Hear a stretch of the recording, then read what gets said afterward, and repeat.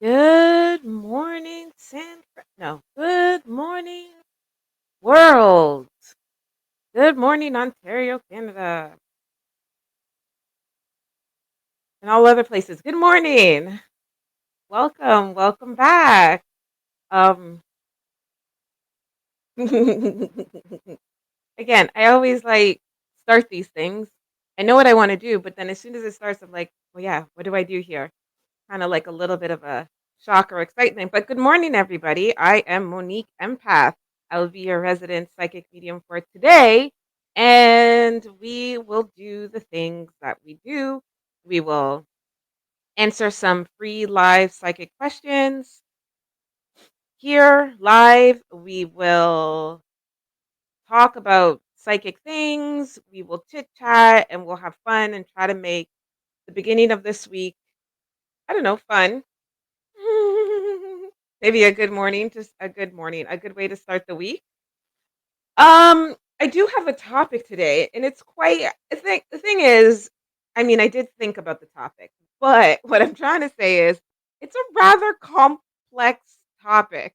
Um, so we'll see how it goes. We'll talk about it. I find it an important topic, but it could get really nerdy and it could get really complex, and I should have took notes, but I didn't. So we'll talk about that. The sensory, I mean, it's all related, right? Sensory system and the psychic stuff, because psychic is sensory, all that kind of stuff. It should be a good topic. I'd love to hear what you guys think about it. And I guess it's kind of vague. It's basically what I want to talk about is all the different senses one could have with their intuition. All the intuitive type senses, like clairvoyant, clairsentient, clairaudient, like all those in relation to, um, I guess the common senses like sight, smell, sound, and then more deeper senses because we don't just have five senses. We have a whole plethora of senses um, that we are aware of or unaware of. And it's the common five that somewhat don't completely relate to not psychic readings, but don't completely relate to psychic stuff. It's the other senses, the ones other than the 5. Those relate to psychic stuff. I mean, the first 5 do, right? Because you look at something and you see it with your eyes, but the other senses that our body has and how they relate to intuition. And it's funny because it's such a in my world, all your other senses, so we know the top 5 senses, but all the other senses that the human body can have, for me, is exactly what psychic abilities are. Um, I know people would think of psychic abilities as some extraordinary senses, but I don't think of them as extraordinary senses. I think they're how would you say, like expanded or hyper senses of the ones we have. You get what I'm saying?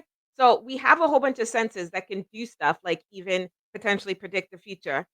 That has nothing to do with psychic stuff. Humans just can naturally do that. And there are some biological things in the body that can do that. Um, the extraordinary senses of where we would say like psychic ability, like how does she read the future? Oh, it's magical. I don't see it that way. So that's why this topic can get really interesting. It's basically I'm saying I'm gonna try my best to list out some. I should have wrote big notes.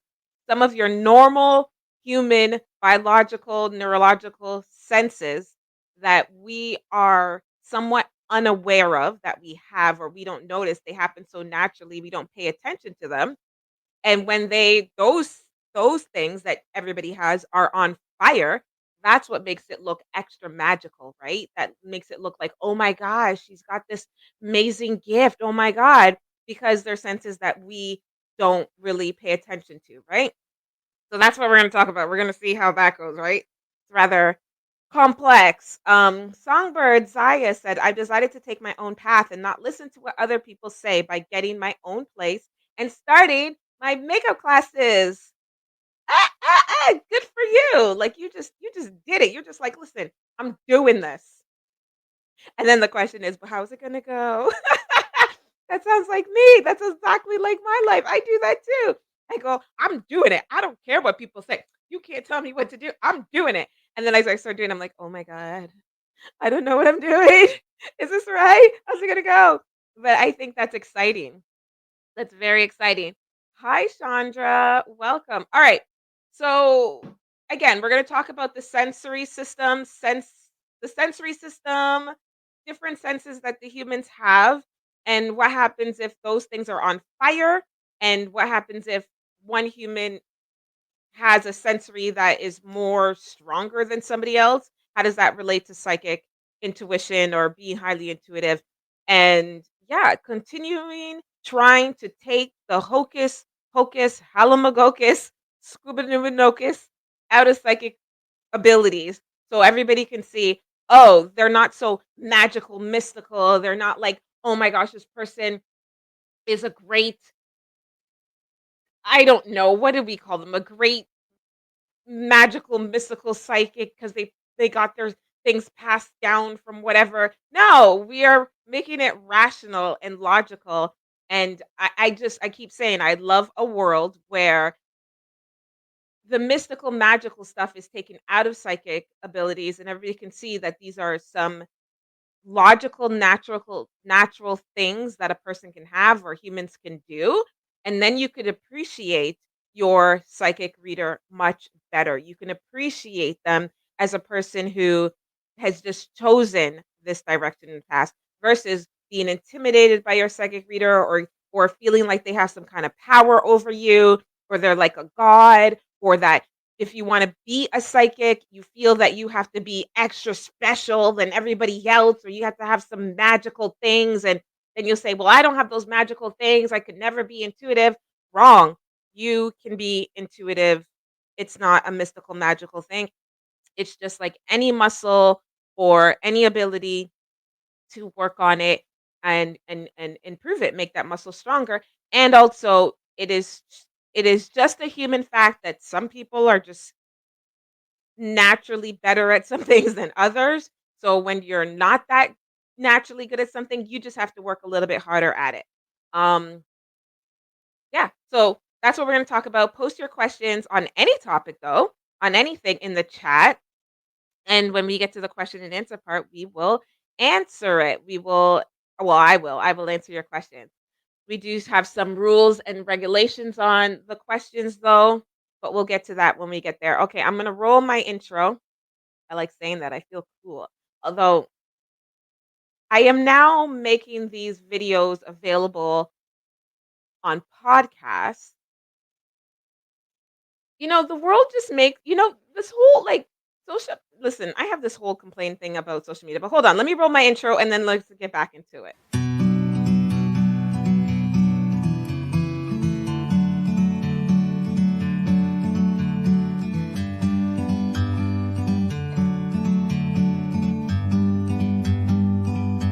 Like a bird on a tree, I'm just sitting here. I got time, it's clear to see. From up here, the world seems small.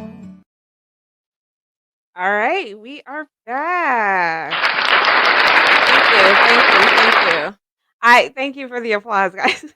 I was gonna say that I started off just doing live stream, so it's video, so everything is visual all along with audio.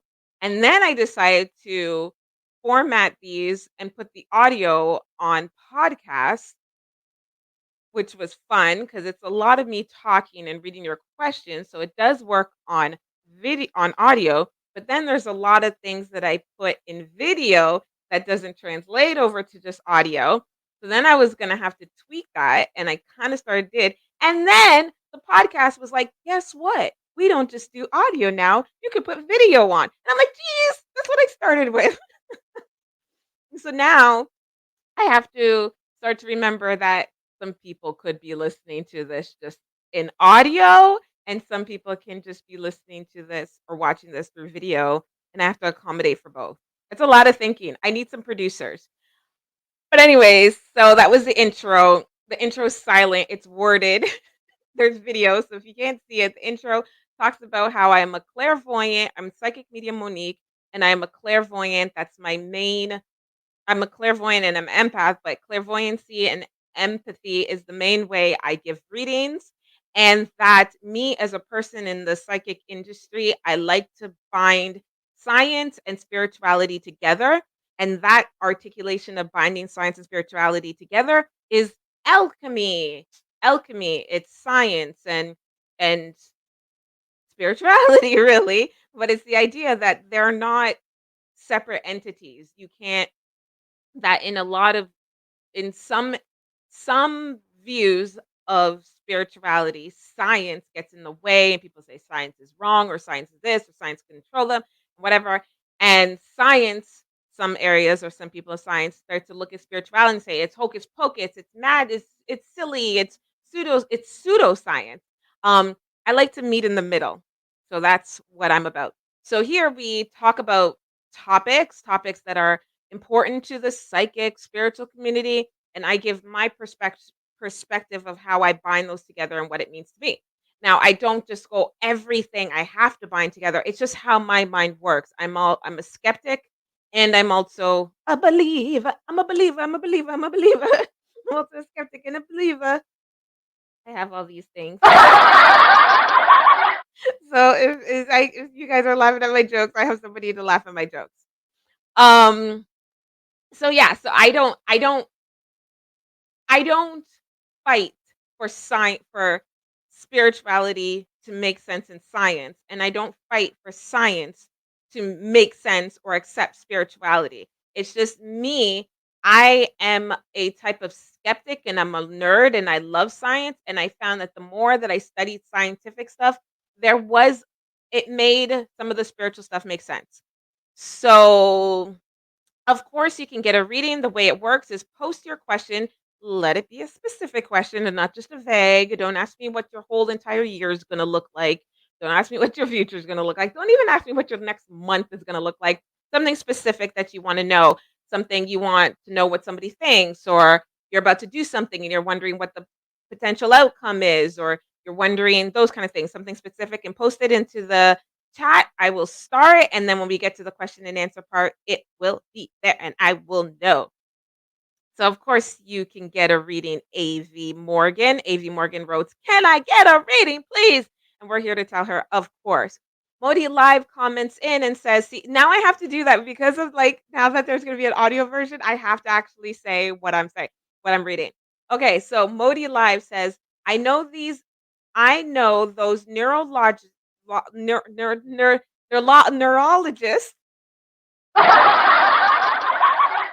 or it should be this. Because I finally pronounced it right. Okay. Modi Live says, I know those neurologists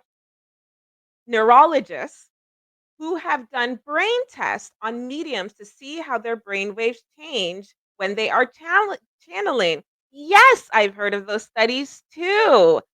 Um, Absolutely, and I'm not a neurologist, although, like, I would just love to be a fly on the wall in their labs. I would just love to be, like, a not even a student. Well, I would like to be a student, but I would just love to be, like, someone who, like, has a neurologist who's a friend and follow them around.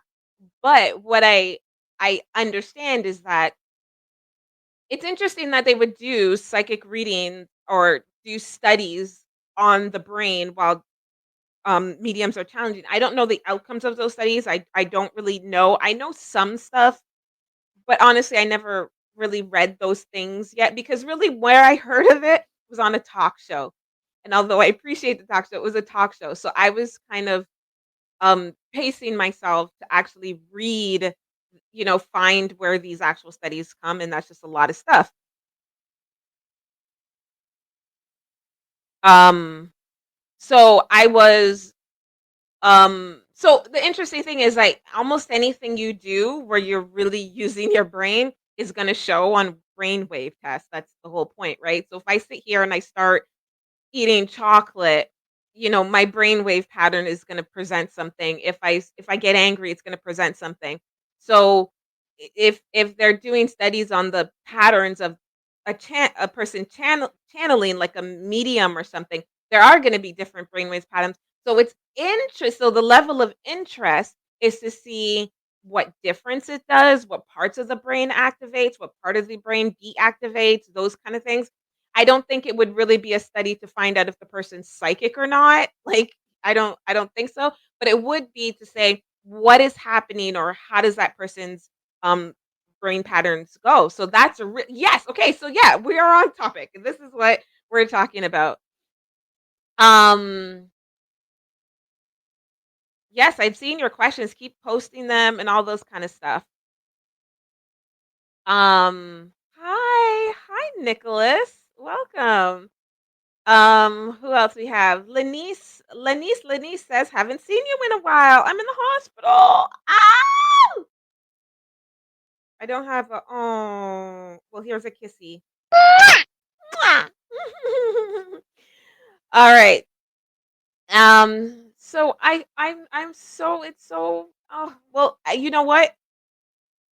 The reason why you're in the hospital is terrible and we don't want you there, but we're glad that you're there because that means you're getting treatment and everything's going to be okay. We don't answer medical questions here. I don't answer medical questions at all, not even in my I was going to say my private practice. Can I do that today? I'm your resident psychic medium and in my private practice, this is me desperately wanting to be like a doctor. No, no, no. Well, when I was a kid, I wanted to be like, okay, focus. See, my neurological brain pattern just went everywhere. No, what I was gonna say, I don't answer medical questions. So I can't answer questions that have to do with your medical state. And when I say I don't answer a question, I'm not going to intuitively read the question, know it, and then not give it to you. I'm just not going to allow my mind to go there. So we'll both be ignorant towards that question. But I hope you are doing well. We're sending all the love and all the energy for you. Of course, you can post your question. Um, if I don't want to answer the question, that is a serious one. As this, can you please tell me what my dream was about with all the babies that I have been watching this morning in the dream? Does that mean anything from last night? Awesome. Yes, we'll do some dream. I guess you could say interpretations. Me too. Very interesting. Modi Live says, me too. Very interesting. I did a very quick PubMed search for psychic research, and there are actually a few. This was back when I was like, yeah, there are. And I mean, let's say like I mean that's the whole point of science. Science is very pessimistic. I don't know what's that word where you need to you can't it's the angle is to disprove something, right? And not to prove it, it's to disprove it, right? So science is always like that psychic mediums are ridiculous and they're just making stuff up. So of course they would need to do things to disprove it or understand it. So there is a lot of research out there, and this is great. This is what I want you guys to know that if I could just leave the world with something, it's to say that there have been stranger things in life, right? There are stranger things in life. So when you see something and it looks extraordinary and you can't explain it or you can't understand, you don't have to submit to, oh, it was magic or it was some internal forces. You can say, I don't know how that works. I'm not sure I believe it. But to either fully commit to it, you don't have to do that. We don't have to do that. There's ways to understand things. And I mean, you could dig deep and deep and deep into something and say, I still can't have an explanation for this. That happens in science as well. There's things we don't know about the items or even illnesses. There's just things we don't know. It's okay to not know, but to commit yourself to say, I don't know, so it's magic. I think we've come a long way from that. You know what I mean? Back in the day, magicians who would do things at the circus were thought to be some special thing, and then later we realize it's just illusions, it's just science, some of it's physics, how things work and stuff like that. So yeah, let's be more discerning about what we see or don't understand because there's a lot of things that we do naturally. Stop it. If you come in here and you ask somebody to be your friend request, we are going to get you out of here. What? Like this person, Sean Alazaya, Songbird Zaya. Sean, Sean Alazia from Facebook types in Songbird, Zaysha, hello, sending you positive vibes. Send me a friend request for a reading. Not the place for that. Not the place for that. And you do it once, you do it twice, you get blockety block, block, block, block, block. And I'll tell you why. Um, we are not going to use my live to solicit other people for things such as psychic readings. If somebody wants a psychic reading from you, you need to do better marketing. You need to do better marketing. Um, oh, this is a good thing. So Natty, oh my gosh, I never get, um, I no, you're not gonna get banned for asking, "Why am I lying to people?" That's a like, I mean, it's an assumption. You've made an assumption. You have, um, I would like to I would like to know how you know I'm lying or not. But you've made an assumption, but you're not gonna get banned for making an assumption. I mean, hey, I'm telling people I'm a psychic reader. If I wasn't okay with criticism or skepticism, I wouldn't be here. So no, you're not good. So basically what's going on is Nasty Natty 121 from from not Twitter. What is this? What is this? Twitch. From Twitch wrote, "Why are you lying to people?" And then Nasty Natty wrote, "I'm going to get banned for asking questions, aren't I?" And no, you're not. Um And then there's never been anyone to prove they can perform psychic readings, and I agree with you. I absolutely agree with you. I come from the perspective that I have an intuition. A client asks me a question and they say, "What do you see happening?" And then I will get an intuition, I will get in visions, and I will say, "This is what I see happening." I cannot say to that client, "This is exactly what's going to happen to you. This is what you should do." I can't. I can say, "These are my feelings." Just like nasty natty, you made an intuition on me. Your intuition is that I'm lying to people. So there you go. You just made your own psychic prediction as well.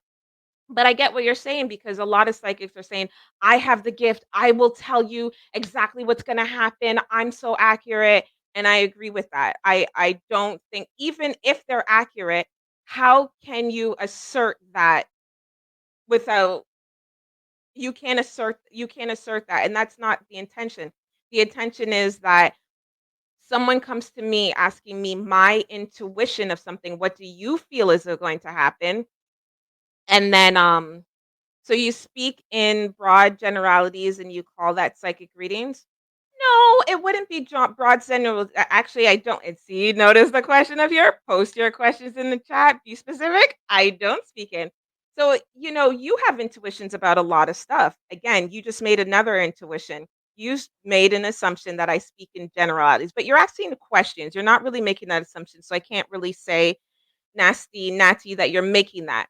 But if you think in your own life, there's times where you're like, "I think I feel that's going to happen. I don't know what's going to happen, but I feel that." Or I feel that, I know you're on Twitch, so I don't know if you watch gamers. You could say, "I feel like that streamer might stream tomorrow." I mean, they could have put a schedule. There's a lot of things where you could say you feel like that's going to happen. And when we feel something, some of us, or many of us humans naturally, when we feel something, it's not that difficult to create images for what you feel. So you could say, "I feel that this gamer is going to do something, or they're going to lose the game, or they're going to not make the championships." And in that, as you're feeling those, you can have images of what it looks like if they would fail, or what if those like things, what you think. So you can articulate in specific details. There's no crime in articulating specific details of what you feel is going to happen. I think, Nasty, where I agree with you, the crime is when you're trying to assert that what you were saying is exactly what's going to happen, is the fact, and assert that you have a certain power over everybody. I can say that often, and I've been doing this for many, many years, that I have asserted or intuitively stated specific details that later made sense to the client or proved to be true or helped that client. Sometimes it's not about I need to be accurate because sometimes, a lot of times, psychic readings are not about a person looking for a future prediction. They're asking about what's my intuition about a current situation. So sometimes having insight for another can I give you examples of one of these instances to be proven true in the past? Well, I'm not here to prove myself. I'm not here to sell myself. I'm here to talk about different things. Um, but yeah, you can look up Monique Empath and see.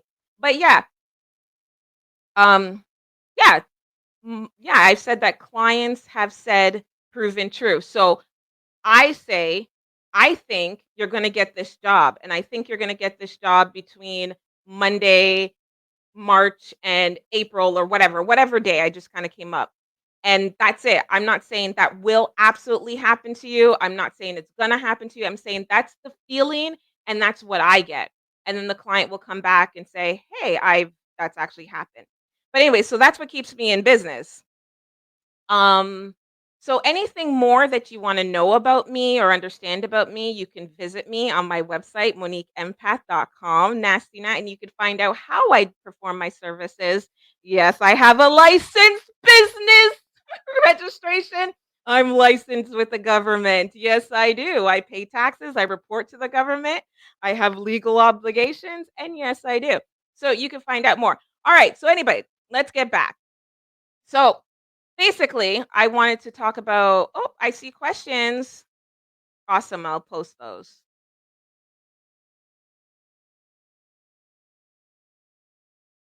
AV Morgan, no, you're not blocked, dear. Oh, I was wondering if I accidentally blocked you. All right, so sensory, I send your sensory system and psychic readings. Okay, so your human body, the human body is designed to experience things outside of the five typical senses. So we all know about the five senses. You have your sight, sound, smell wait, what? Sight, sound, smell, touch, and taste. Those are your common 5 senses, but your body has a whole bunch of other senses. There's a sense of like, even being hunger, there's that sense. The sense of knowing whether you're upside down or right side up. There's also the sense of feeling cold or hot. There's also the sense of feeling pressure. There's also the sense of anxiety, feeling anxious. Those are kind of senses. There's also the sense of there's so many senses, right? And again, I'm not a scientist. I'm just trying to articulate things that I've read. And that's why I feel like this topic. But you have so many things in your body that can sense stuff. For oh, you could sense the feeling of this something's wet. You can sense the difference between feeling pain and pressure. So basically what I'm saying is that your body has a huge amount, your neurological system has all these neurons going through your body that's helping you perceive the environment around you and also helping you communicate with the environment around you. So receive and to send information. If I'm here and I start sweating and or if like for example, if you were to get nervous and some people sweat when they start nervous, that's all a neurological system thing, right? So there's something in your brain or your outer experience. So let's say unlike me, I don't mind talking in front of a bunch of people, but let's say you're someone who gets nervous talking to a group of people. So you are having that experience, and that experience is external. There's people around you, and that's what's making you nervous. So that experience is going to enter into your psyche, and in your psyche, you're going to articulate that as anxious. And anxious means really fearful.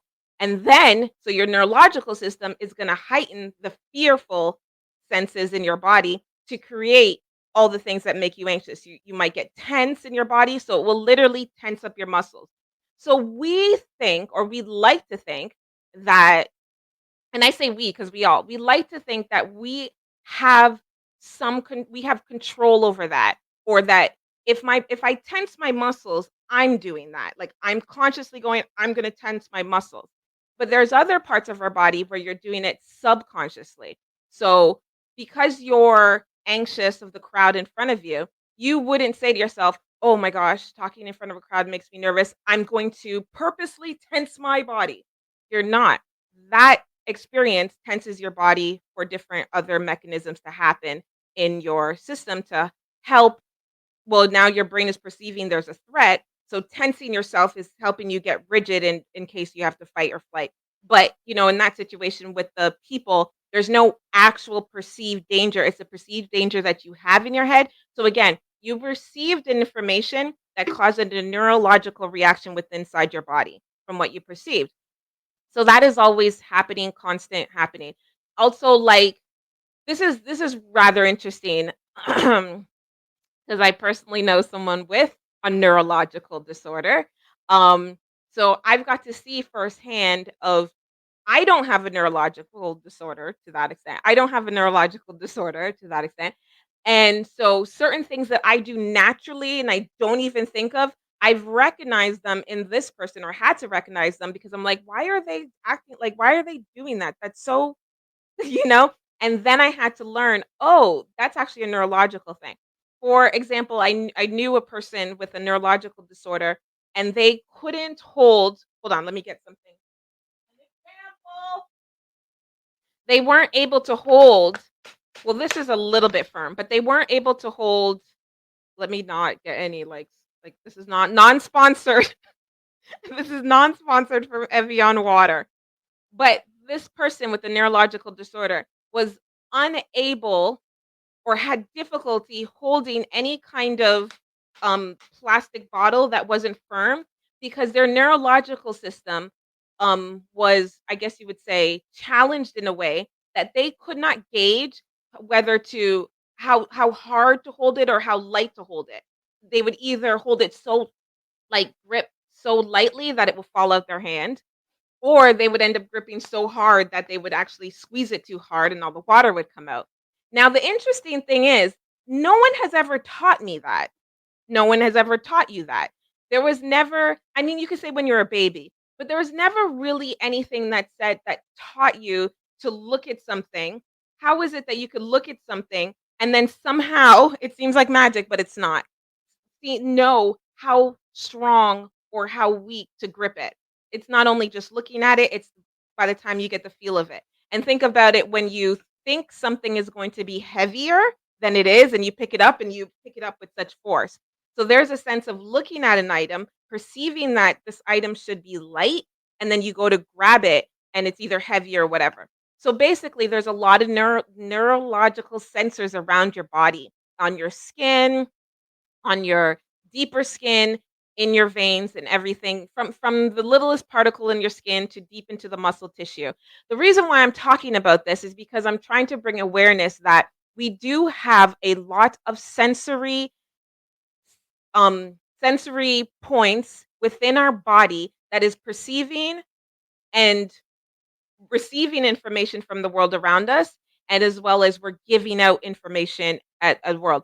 And we are unaware of them because they are so natural and they're so ingrained in the natural human biological system that the only times that we truly become aware of them is when one we're neurologist.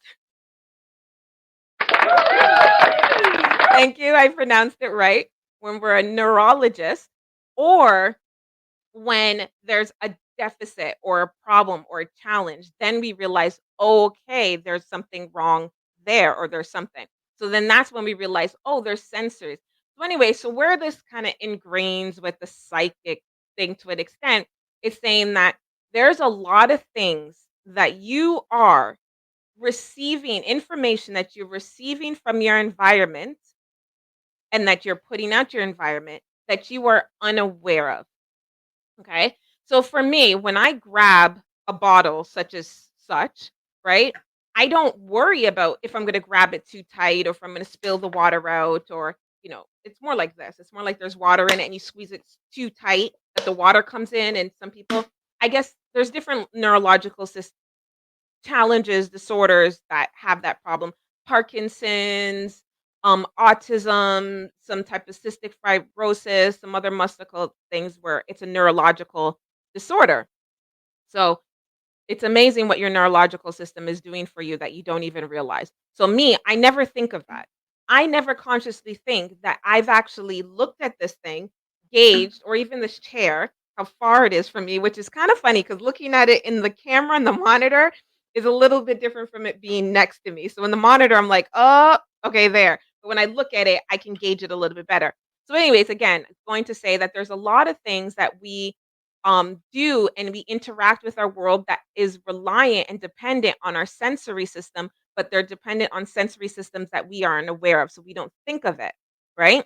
But a person who has that challenge, like the person that I knew who had that, they were hyper conscious and hyper aware of I look at a bottle and I am hyper aware that I have to look at the bottle, perceive my force, my strength, or whatever to do that. So they are, while holding a bottle and doing, something like this and drinking from it might be difficult. That person, we can then say they are more perceptive to physical objects like that. How are they going to hold that can, this medication bottle, this cell phone, these things. They can look at an item and say, oh, that lip gloss is really firm, or it has a firm grip, or it's more like a soft tube. They are hypersensitive to that in this example because one, they have that challenge and that there's a little bit more focused in that. Now, I don't want to always say it's a challenging something that's going to make you hyper focused on it, but the idea of what I'm trying to say is that there are sensory things about you that if you were hyper focused on them, more aware about them, you would actually be more in tune to it and perceive it a little bit more than the other people, correct? People who lose their eyesight, and let's say they lost their eyesight after years of having sight. So they weren't born with no eyesight. They lost their eyesight after years of having eyesight. I've heard people as such articulate that it's not so much that their hearing becomes so much better because they've lost their eyesight, is that they are more aware of listening to things. So they're more conscious of the sounds around them and the type of sounds where I could say I wouldn't be that conscious of the sound that this hydra or these lights are making. My lights don't to me make a sound, but if I sat real quiet and thought about it, I'm like, "Oh yeah, there is probably a little bit of buzz." So again, so it's different things that an individual becomes more hyper aware of that sense and then they're more in tune to it. They're more sensitive to it, they perceive it much more stronger than another individual. So in so can you see where I'm going with that? Are you guys following me?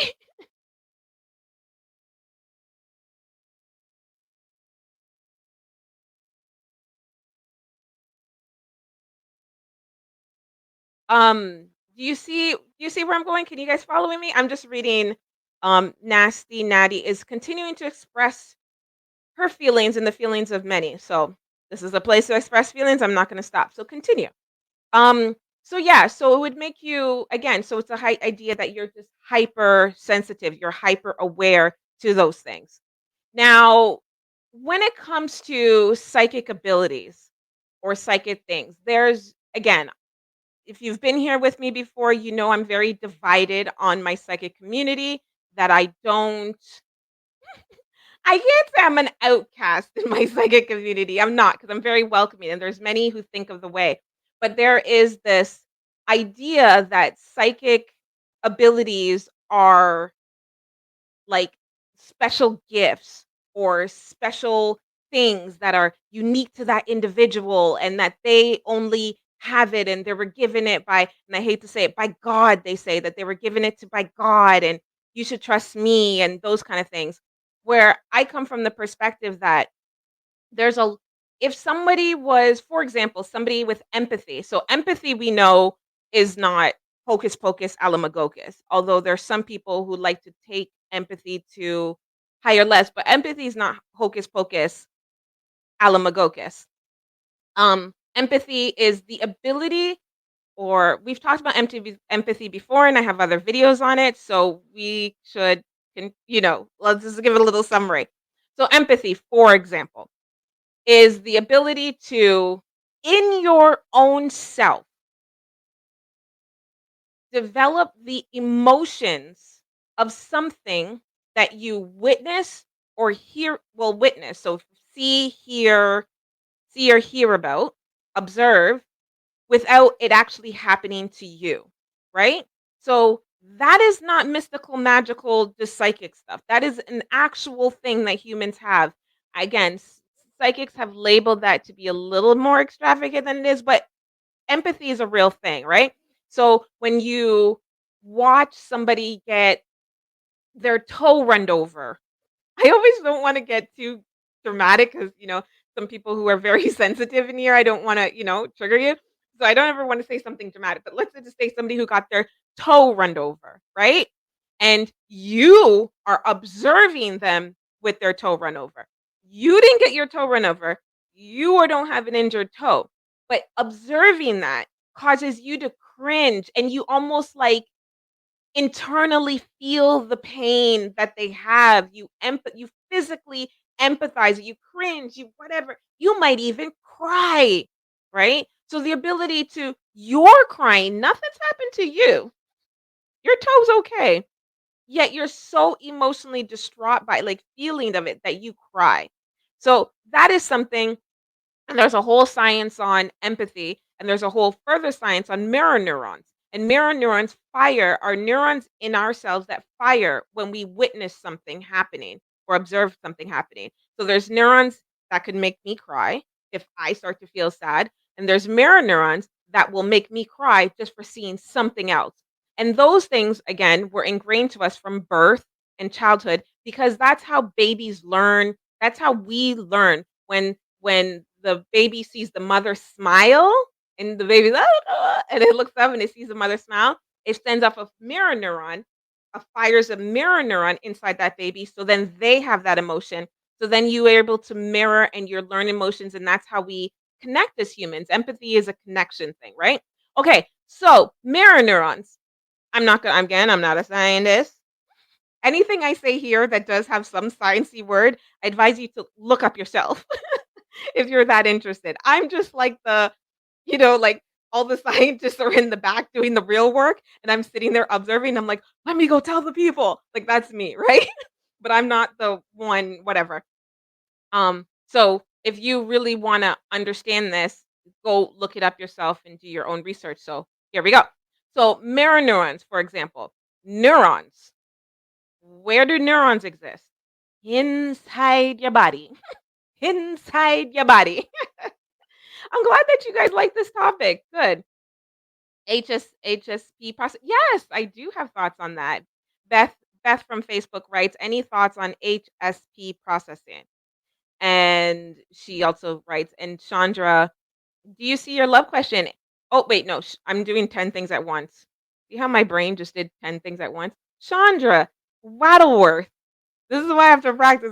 If I'm gonna see if I know I'm doing only audio, I'm more descriptive. If I'm watching myself and watching this, it's like the thought that I have to be more descriptive for whoever's listening to this just in audio goes out the window. So I'm trying, y'all. I'm trying, y'all. Okay. Shonda Waddleworth says, love this topic, love Tuesday's topic, or love this topic. I think she's saying love Tuesday's topic or this topic. Well, she loves the topic. We love having you here, Chandra. Yes, you can. Elizabeth from Facebook asks, "Can I ask any question regarding the reading I would like?" Or, yes, you can ask any question. There will be questions that I won't particularly ask just because this is a public platform. And so we have to be mindful of that, of, privacy and certain things that I don't do. All right. So mirror neurons, again, they're for us to combine. So mirror neurons, where are neurons? They're inside of your body, right? Yes, they are. They are inside of your body. So how do you experience or feel things that happen inside your body? Through your emotions, through your feelings, through the reactions that your body makes, right? So we are not there's what's it called? The sonomatic sensory system and the automatic sensory system. And I believe the difference between the two, I'm probably getting it wrong. I'm most likely getting it wrong. But there's a difference between the two, and the ones that you are consciously aware of and then there are ones that you're not consciously aware of. And remember, not consciously aware of them means that on some level there's an understanding. There is some level of understanding. I'm reading all your questions. I'm starring the ones that are questions. I'm seeing them, and then when we get to that, we'll just go boom, boom, boom, boom, boom down the questions. But keep posting them because posting your questions now while I'm doing the yimmer yammer kind of acts as a placeholder for this. All right, so there's the sonomatic sensory system and the automatic sensory system. I believe I, I I don't think any scientist wants to watch my videos unless they're trying to use me as an example, a case study.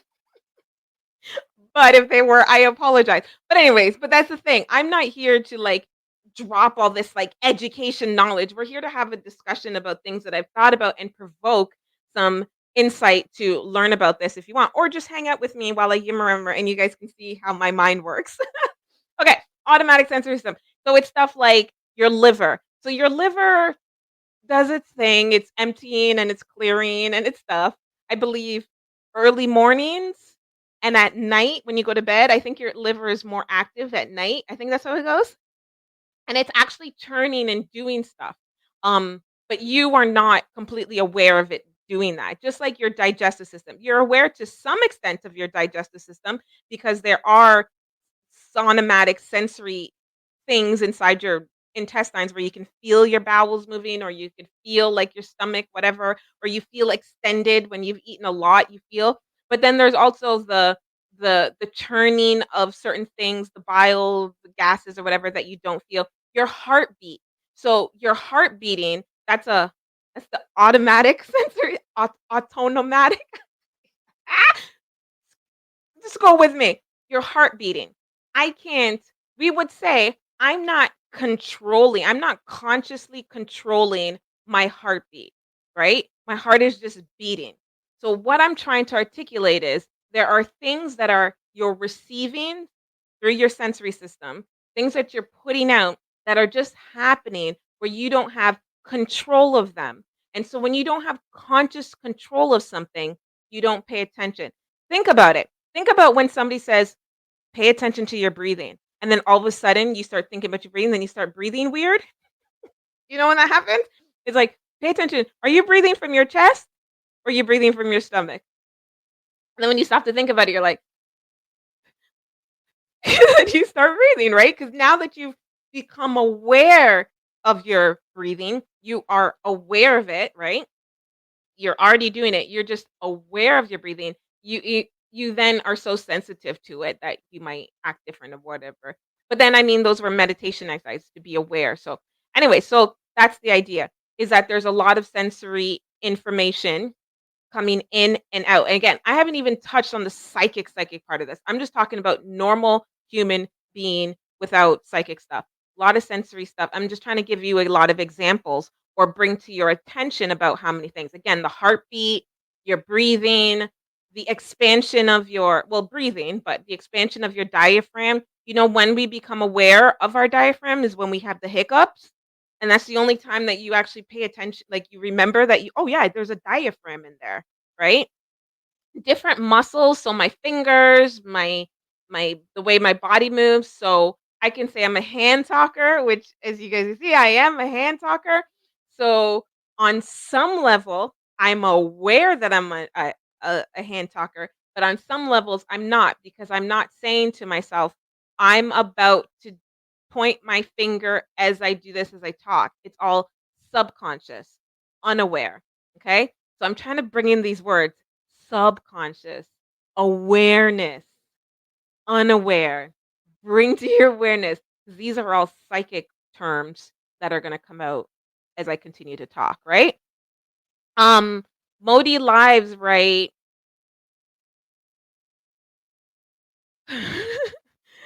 Nasty Natty got her all her emotions out. That's good. I Modi Live wrote, I remember you asking a question before whether there was a correlation between sensitivity and physical sensitivities like eczema.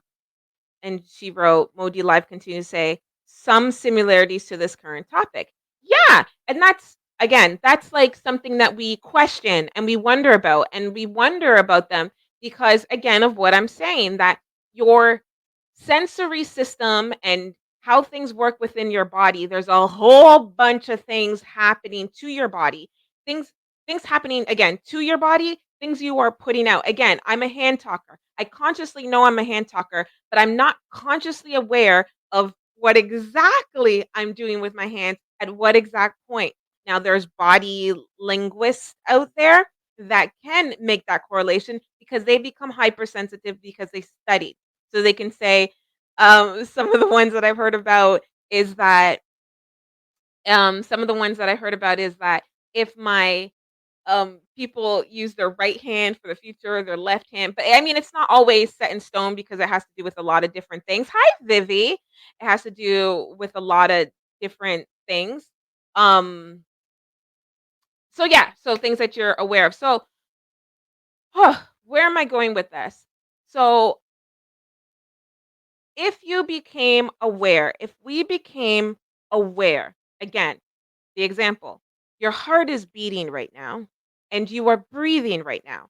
So your diaphragm is expanding and contracting. Well, it's moving up and down, but it's expanding and contracting. It's constantly doing that. While you're at the grocery store, you're not paying attention to it doing that. Your body just relies on it's okay. You don't have to pay attention to us doing it. We got you. Diaphragm has got you, right? When you're hanging out with your boyfriend or hanging out with your partner or trying to get that job, you are not paying attention to your diaphragm moving up and down, but it's moving up and down. There's the neurological function in your body that's happening that is telling it to move up and down.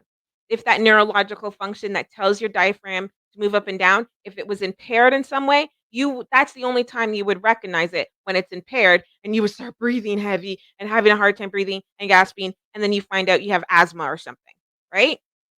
So think of all the neurological information that your body is putting out and receiving or acting upon or moving upon that you are unaware of, like, have no idea. And not only unaware of it, like, we most at this level understand breathing, heartbeat, those things, right? Those are things that are, I wanna say common sense, but those are basic knowledge. There's a lot of other sensory things that aren't basic knowledge, and you would have to be a person who studied that or learned about that to understand about those things. So not only is it that you're unaware of it, that even if you did become aware of it, you wouldn't even know like what to do with it or how what doesn't make sense.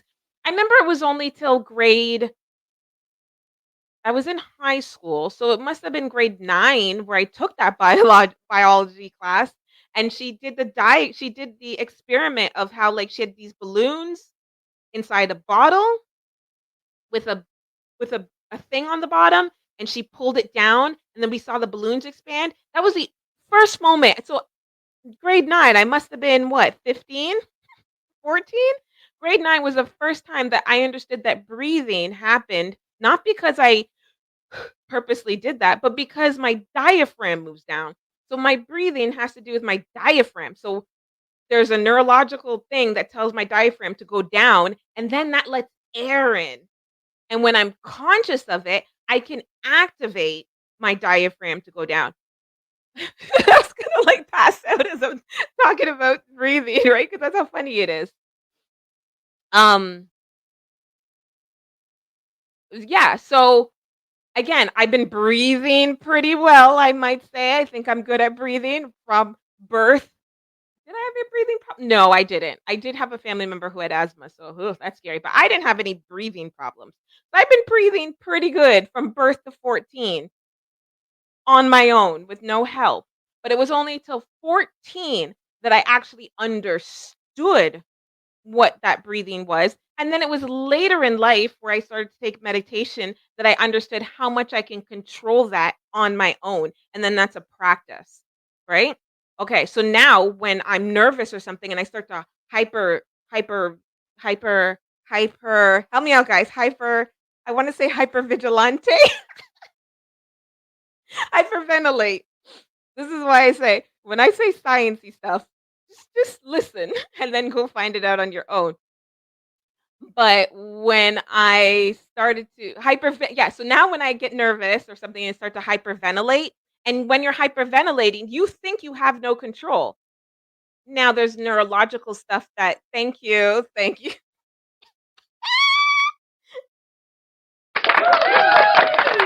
Modi Live, for coming in with the hyperventilate. Thank you. So now if I'm hyperventilating, see how I said that? Um, while there's other neurological stuff happening that is making me hyperventilate, the fear, the anxiety, and all those, and actually hormones, chemicals that actually interact with your neurological system, all those things are making me hyperventilate, right?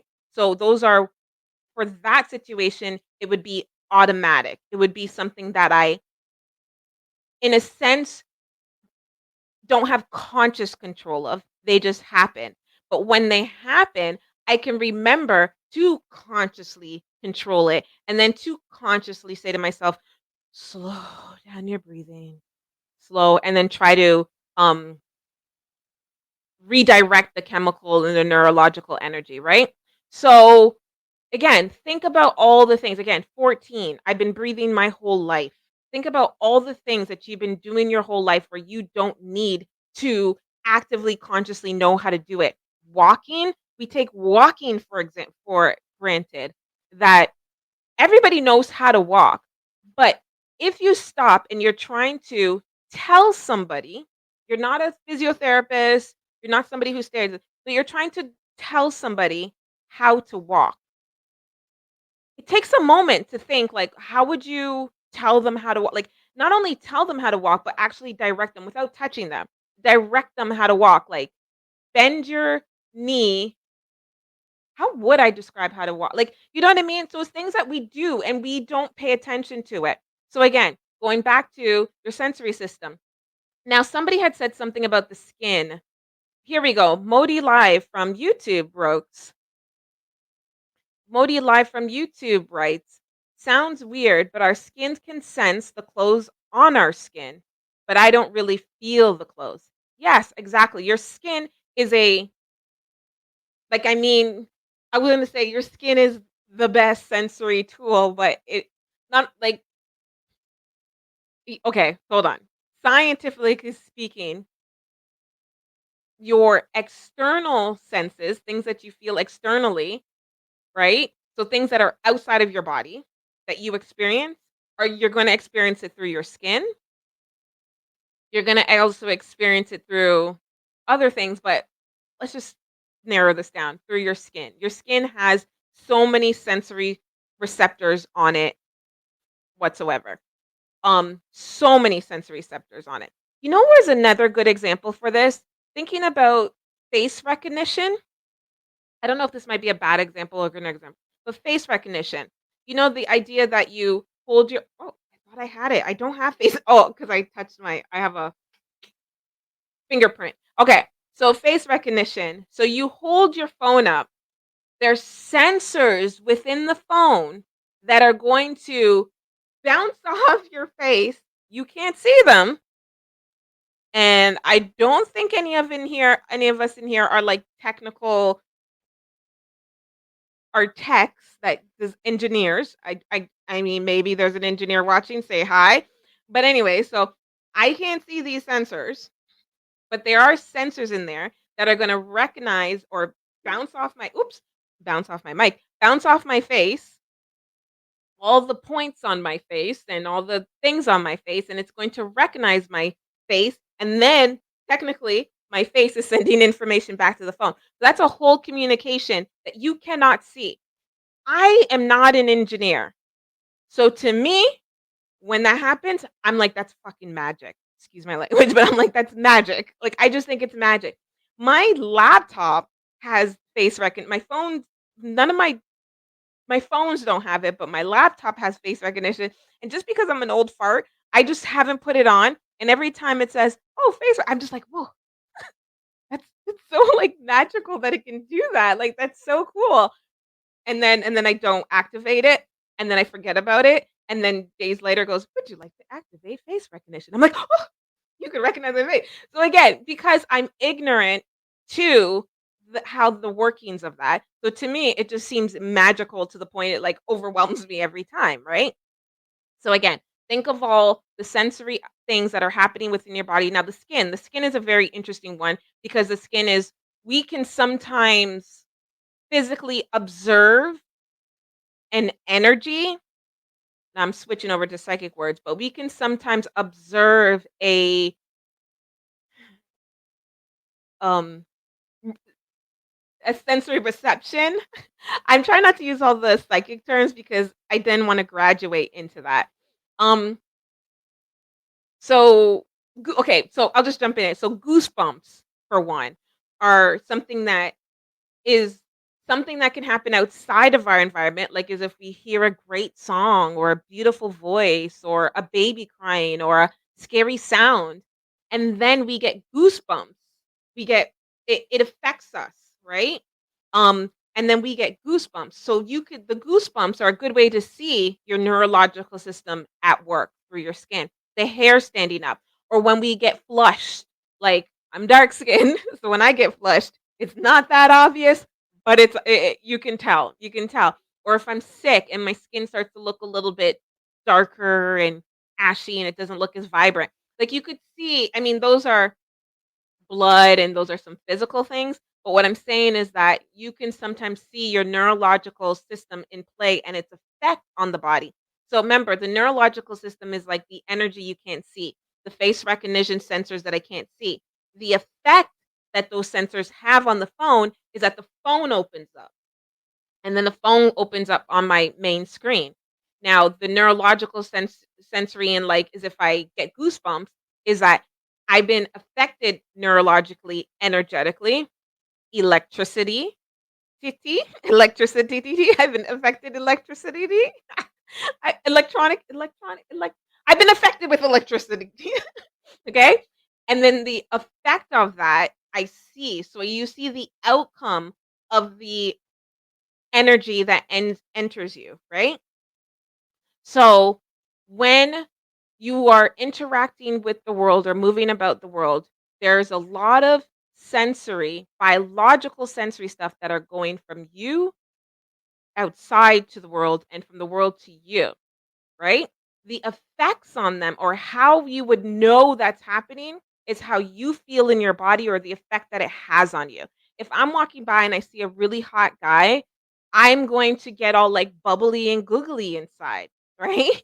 So not only did I see him, but also there's an energy that happens. So I see him, I get bubbly and googly inside, and it sets off a whole bunch of neurological things, and it's being projected out. Whether it hits him enough for him to know, we don't know. Well, we do know. That's where well, we could know. That's where the psychic stuff comes in. Um, but yeah, so there's a lot of so your chemical so w- when we go back to somebody was talking about, I think it was Modi Live from Facebook earlier. Modi Live from from YouTube earlier was saying that when we there was a she was watching that there's some studies or attempts or experiments hooking up people to like a CT scan, a MRI or whatever they are again. I'm probably using the words wrong. You know, the electrodes that you hook up, right? Electricity, because as much as we like to act like, oh, we know, like your body's energy, the psychic community likes to tote that around a lot. Oh, your body's energy, you're full of energy, the energy you get out, karma, yada, yada, yada, blah, blah, blah, blah, blah, right? As much as they say that, I think it negates the true understanding that we are actually talking about energy. We are actually talking, it's not just like, oh, I feel the vibes. It's like there's literal we are energetic. I will electrocute the F out of myself if I stick my finger into electric socket because I'm a conduit. But if you put a rubber item into electric socket, it's not going to do anything because that item is not a conduit of electricity. A human body is a huge conduit of electricity. So I think when we talk about, oh, the energy back and forth and your energy and the vibes and what's his energy saying to me, it gets lost in a spiritual context and we start to lose the idea that I'm talking about actual electricity. Like I'm fire. I'm fire.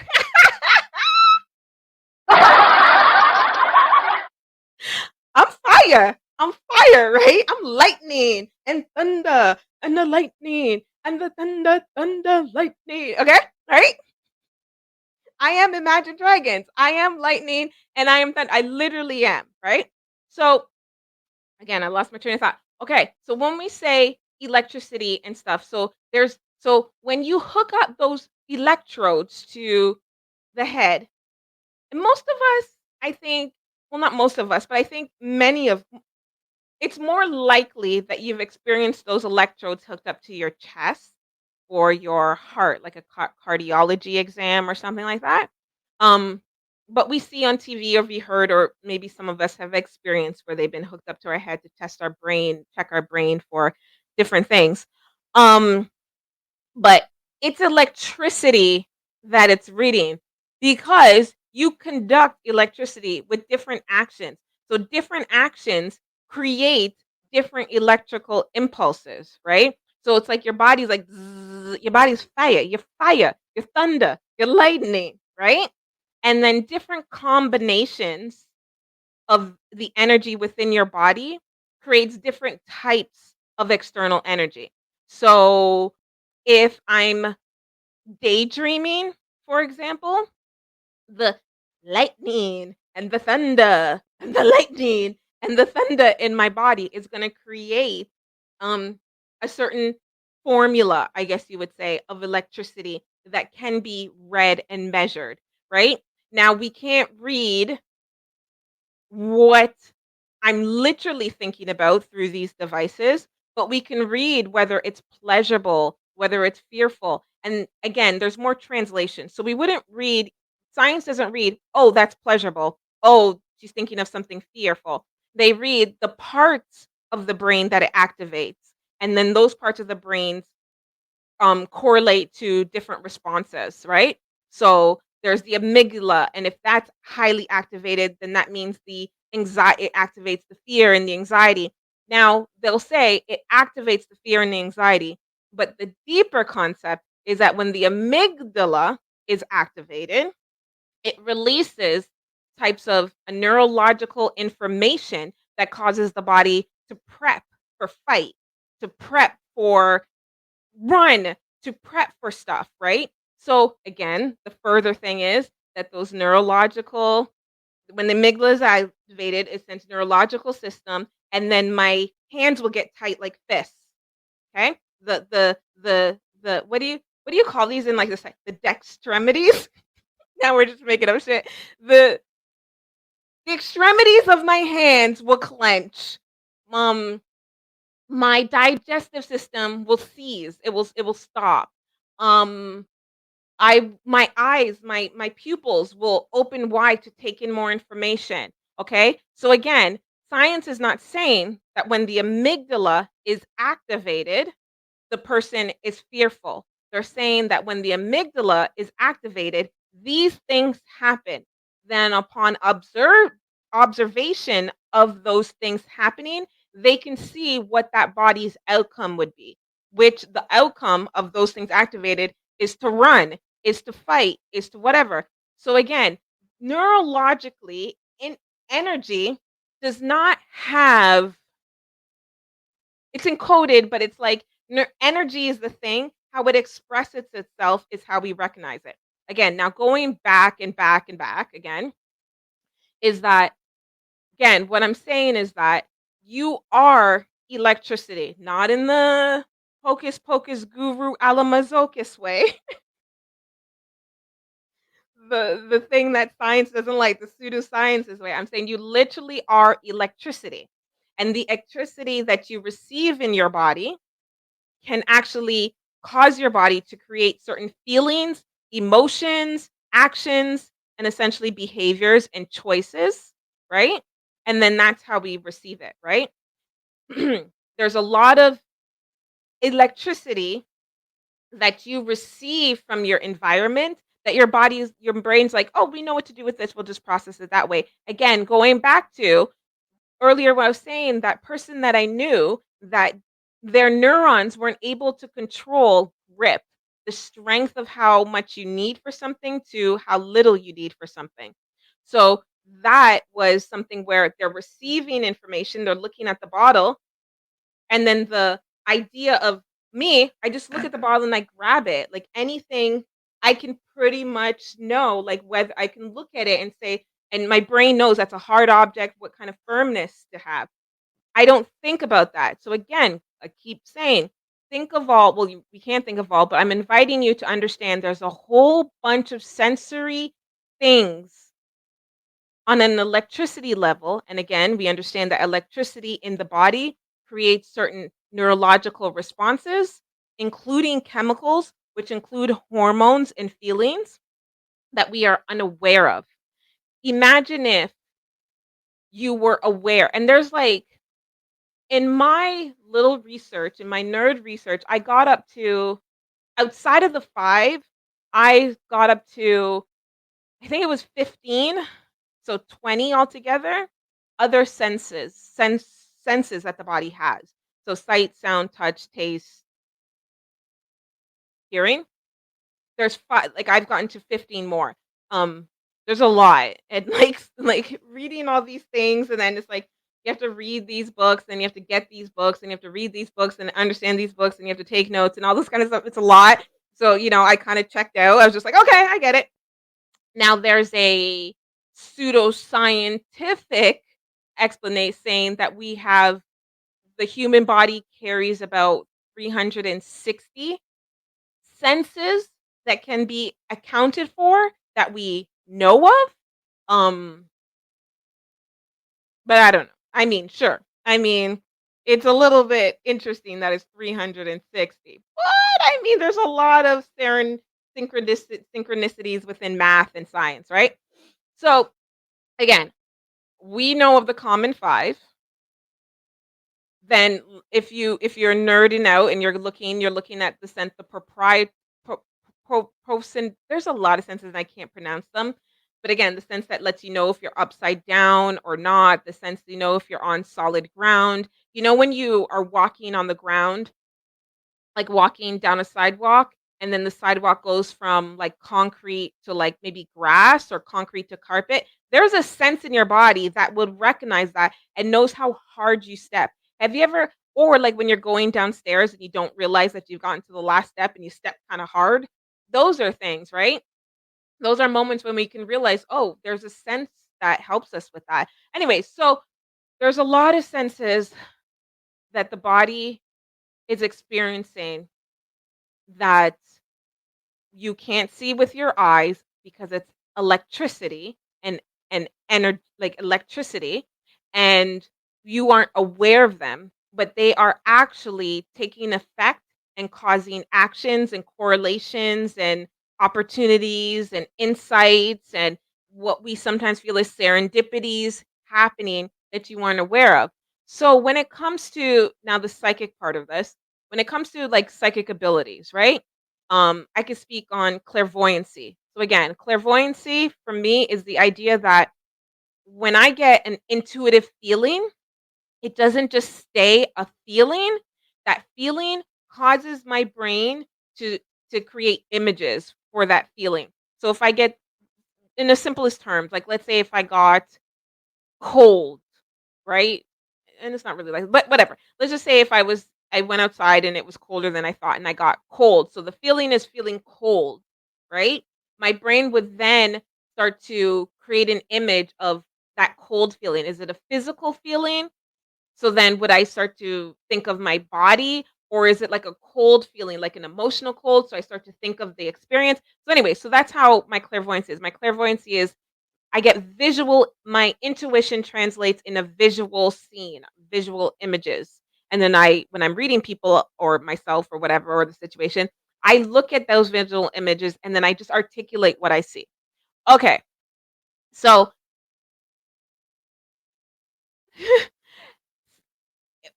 why do I get visual images? That's a whole other story. But what I'm saying is that I'm hypersensitive to that. Very hypersensitive to visual images. Where I spend majority of my brain power, my neurons, on visual images. That when I get a feeling or emotion, it doesn't just stay a feeling and emotion. I go, oh, that feels weird. It will trail off into a visual image. Now, I have reasons why I'm hypersensitive that way, but also I have chosen to be aware of that when I chose my career to be a psychic. So I have chosen to utilize that intensely and to stick with that and hone that and appreciate it and love it and have fun with it, enjoy it, and immerse myself in that. Whereas maybe there's times in my life where I get an emotion, then I check out into visual images, and it's not so appropriate to do that at that time. You know, like if I'm in the middle of like chopping up carrots, I don't want to like start visualizing different things and not paying attention to what I'm doing, then chop off my finger. Or if somebody's talking to me and they're trying to tell me important information and it's something that I need to know and they say something that causes an emotion, and there I go into a visual image. There's times in my life where, a little focus would help, right? But I have I know I'm hypersensitive to that, right? So I have committed to that sense. We all have that sense. You feel a certain way and you start thinking of things and you can visualize things. But not all of us um become so hypersensitive to that. And even if you were hypersensitive to that, how many of us have committed their entire lives to doing that? Now, as a psychic medium, you'll have psychics or people who would commit themselves to the healing, to the personal growth, the development, to the connecting with people. I myself, and I invite others into the opportunity that if you just think of it in the sense of something that you were aware of, hypersensitive to, or something that you've chosen to become more aware of and to kind of control. Again, like the breathing, I'm not paying attention to my breathing. My diaphragm's got it under control. My lungs, they do what they do. They're just like, sit back, talk, Monique, enjoy your live stream. We got you. We'll keep you breathing. I hope we'll keep you breathing, right? But if I can so that's happening automatically, but I can choose to consciously control my breathing and then have better oxygen intake, and then it benefits me in a lot of areas of my life, in exercise and walking and calming myself, it benefits me. But that's something that I've proactively chosen to consciously pay attention to. So again, with my clairvoyancy, it's something that I've chosen to consciously pay attention to and deliver or offer, right? I don't think so much about the outcome of what I'm saying. Like if I tell somebody this is what I see in my vision, I'm not hooked up on if it's going to come true, if it's not going to come true, whatever. I am more convicted to that sense and articulating what that sense. The more that that sense has benefited other people by what they said, or I know it benefits me, it does benefit me to trail off and to see things more visually. Um, if you've been here before, I do suffer from OCD, so that might also help you understand why I'm hyper focused on emotion and a feeling, and I could visualize it over and over and detailed and get trapped in that. So see where it can be a problem. But the idea is that my visualization is kind of what my default is, so I have to learn to find a way to utilize it in a healthy way and also understand where it's not so healthy for me, or I need to find another way to process information. But anyways, we can go down a whole different things about different people's sensory different things. But even so so what I'm trying to say, guys, is that being a psychic and all these kind of things, there's a lot of sensory things that a human being has, and we're not aware of all of them. You don't need to be. I mean, if you wanna go move to a bush in the wilderness and live there forever and just spend your whole time being aware of each one and having control over each one, I don't know how that will work, but I'm interested. I don't wanna do that, but I'm interested because the idea is that it's great that my body can take over the breathing and the heartbeat, so I don't have to focus on that, so I can do other things. So it's good that my body's naturally or unconsciously taking care of the subconscious ideas that come into my head or the subconscious messages that I can get so I can function and do other things. If I choose now to go focus on the subconscious things, that's where the psychic energy or the psychic practice or psychic learning comes in. It's where you are choosing to do that and add that focus. So I don't connect with the readers who articulate that these gifts are unexplainable or they're only only certain people have them or that's just how it is and no, I commit to that.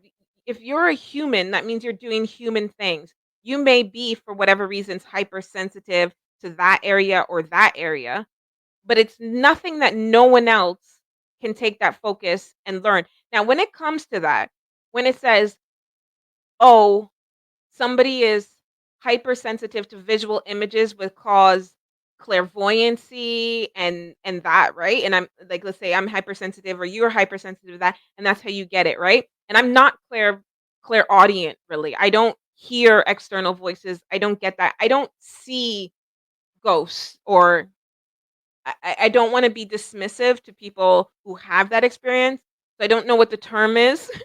I don't see extraterrestrial beings. I don't see dark shadows or light shadows. I don't see any of those, right?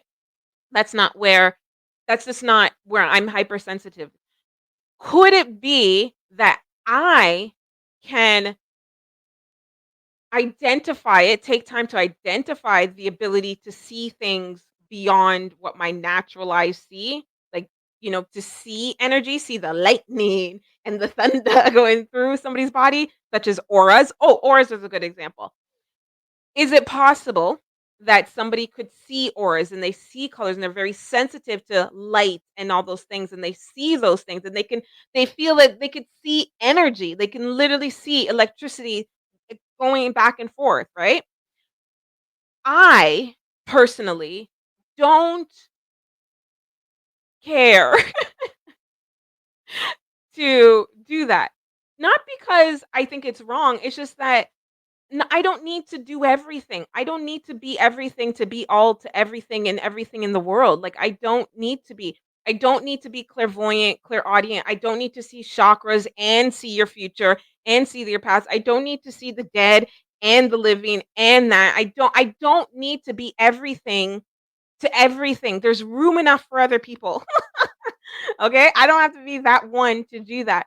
So, when it comes to certain hypersensitivities that you may have and that you want to explore further and become more conscious of it, sure. But if you don't have one, or you're not that hypersensitive, it's not a thing that you have to do that or you have to do that. It's kind of like, do you want to? It doesn't make you less if you're going into this industry. It doesn't make you less psychic or more psychic. Just narrow down what you're offering. Just say, I don't do that, or that's not what I see, or that's not my thing, or whatever. So again, it's like if somebody's clairvoyant, they don't need to be clairaudient. They don't, and you don't need to do any of those things. And on top of it, like I said in other live streams before, you may have a fascination with the intuitive world and psychic abilities and all those kind of things, right? You may have a fascination with those things because whatever, I'm not there's no judgment, right?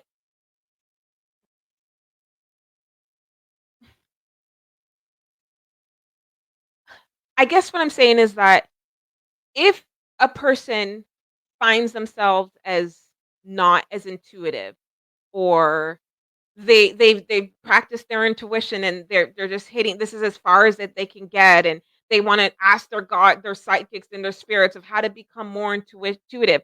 Sure. But what I'm trying to say is that you don't necessarily need to be. Like, you don't need to be. You're not missing out. There's nothing there is nothing that a psychic can give you that you there is no other means to get it yourself. Nothing, right? There's nothing. There's never going to be any time in your life where it's like, if you do not have a psychic reading, you can't succeed in life. There's nothing that's never going to happen. Okay? You do not need a psychic reading to continue in life. You do not need to be highly intuitive and be highly psychic to continue even in the help healing space journey, whatever, right? Um, there's a whole other live stream I talked about what makes a bad psychic and what, and there is no such thing as a bad psych.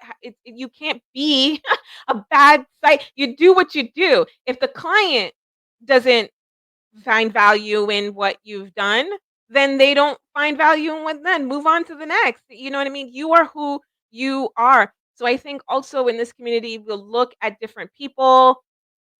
And I mean, not here, but we all know in every industry, there's frauds and phonies. And in this industry, I want to take out the word phony because phony implies that there's a level of accuracy or whatever. But I think of it as, if the person is honestly articulating what their intuition feels, we're done. Leave them alone. It doesn't matter how accurate it is or whatever. We as clients, when you need to become a client, you need to know that when you go to a psychic, you're asking that person for their intuition of a situation, and you are choosing to value that intuition or not. And if that intuition ends up benefiting you, then makes sense. That's why you go back to that person. If it doesn't benefit you, then you flip the coin, move on with your life, right? But when I talk about the frauds, I mean people who are manipulating you to believe that you cannot exist without their reading. You cannot move forward without their reading. That bad things are going to happen to you if you don't get your read. You can live your whole life, you know, and be highly prosperous in love, happiness, devotion, and everything without a psychic reading. Okay? The idea is that if I have insight that may benefit you, why not hear what I have to say? Why not? If I can go to Chandra and ask her for something, I'm listening to what she can say. She may have insight that may benefit me, and I'm going to take up that opportunity. I'm a person who, I know it sounds corny, and this is what the gurus say. I like to say yes to a lot of things unless my anxiety is telling me no. But I'm like that. I go yes to a lot of things. If somebody says this opportunity, I say yes. I say yes to things because I know if I say yes to something and then I find out it's not working out with me, I'm not scared to quit. I'm not scared to say, "Oh, that was wrong. Oh, move on." I just gained that experience of that whole thing. So, again, when it comes to sensory and psychic intuition, and there's all kinds of things, again, with people with certain challenges like autism. So autism, let's put it down here now, right? Like, while we're at the end and I'm getting ready to do the questions. I'm getting ready to do the questions, guys. But autism, for example, is a neurological disorder that can affect someone's thinking, their processing, and how they communicate. But it's a neurological disorder, okay?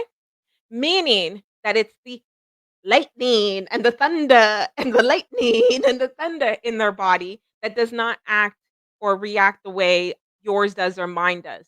So they are hypersensitive. Their neurological in some ways make them super sensitive to like sound or light I know an autistic person who, while I'm talking to you guys and I'm here and I'm talking and I'm reading the comments, I'm looking at my stream to make sure the lights are right. I'm talking and I'm also thinking and visualizing, I'm trying to stay focused, right? I'm doing a lot of things. There's also some construction going on out just outside my house. I can hear it. I can even hear the guys talk. And if I stop and start to focus, I can do that. Basically, what I'm saying is that we have the ability to filter out a lot of things. Like, you can have a lot of sounds, lights, everything going on at one time, and we have the neurological ability to dim something. I can dim the noise of the construction. I can slowly stop focusing on the chat while I see it, not focus it on so much so I can get my thought out, then go back. You have that ability. For a person that I know with autism is not able to does not have that filter. Like, literally does not have the neurological capacity to do that. So while you could say, "Well, don't pay attention," or "Just don't," like, they don't actually have the lightning and the thunder to do that. So all sounds and all senses come in at the same level all the time. There's nothing to have if you're talking, you have the TV on in the background, you're fine. But this person, the TV is gonna say sound the same level as the talking and everything else. They don't have that filter. Now, I just find that interesting, although it's sad. That's where sensory headphones come in. That's where dim lights come in. It's not because the person can't cope, it's because they don't have that neurological part or that part of themselves that able to do that. We don't think of that. I'm walking down the street with this person sometimes on the busy street sometimes with this person, and I'll be talking and telling a story, and a truck will go by, and I'll keep talking. I can hear the truck, but I can still talk and carry on a conversation, but this person can't, and I do this to them all the time, and I do this to them all the time. Luckily, this person loves me and I love them, but it is a difficult thing, and I keep forgetting, like, I'm like, it's just hard for me to realize, like, "Oh, yeah, just because the truck went by, I could still focus," but for them, a truck goes even a bird goes by too loud, you have to pause, let the bird go, let the truck go, then continue the conversation. Um, but I there's a lot of challenges there, um, and with focus, how do you focus anyways, there's a lot of challenges there, but the interesting thing is this person has, like, the detailed visual of, like, a hawk. This person can see the tiniest details in things that you would never imagine. Like, I sometimes I'm like, "What you see? Wow, I didn't even yeah, that does look like that," or they'll see things. Not to say that they have super vision, well, it kinda feels that way, but what I'm saying is that because they're unable to filter out things and everything comes at the same level, the intensity, like, when I look at something like a tree and I'm like, "Oh my gosh, it's so tall and the leaves are nice." They're seeing the shape of the little fragments of bark, and they'll bring me up to the tree and be like, "Did you notice this? And look at this, and or look at the dot," like, details of things. I just think that's amazing. It's just amazing. And that if you don't know this person has autism, you don't know this person has a neurological disorder because there's a lot of ways where this particular person, if you didn't really know, you wouldn't know unless if you spend like a couple hours with the person, you might not, but if you spend like 8 hours with the person, you will know. But anyways, my point is that this person has the ability to see things in extreme form of detail that if you weren't aware, you would think this person was magical or like almost even psychic to one level. Like, how did you know that that brick had that color, that thing in it, and that it's like intense again, but with more knowledge, I understand this is sensory thing and a neurological thing that brings things forward. So think of that with psychic reading. It's that there are some people that are hypersensitive to things, so they're perceiving things much more. And the way in which they perceive it, right, is the output of it, right? So while I do readings, you guys will say, "Oh, she's a psychic and she's reading." I don't know if I'm always right, whatever, right? But that's the output. What you're not seeing is that as you talk, your words, even read words that I read or words that I hear, for me, trigger images all the time, like deep images. And there's a whole other more or whatever where I talk about clairvoyancy and all that. Okay. So while you can say, oh my gosh, that's cool, that person's awesome, it does not make them any different of a human. It just means that their human ways are slightly different. It doesn't make them greater. So just because you're a psychic doesn't mean that you're greater or you hold any power over anyone.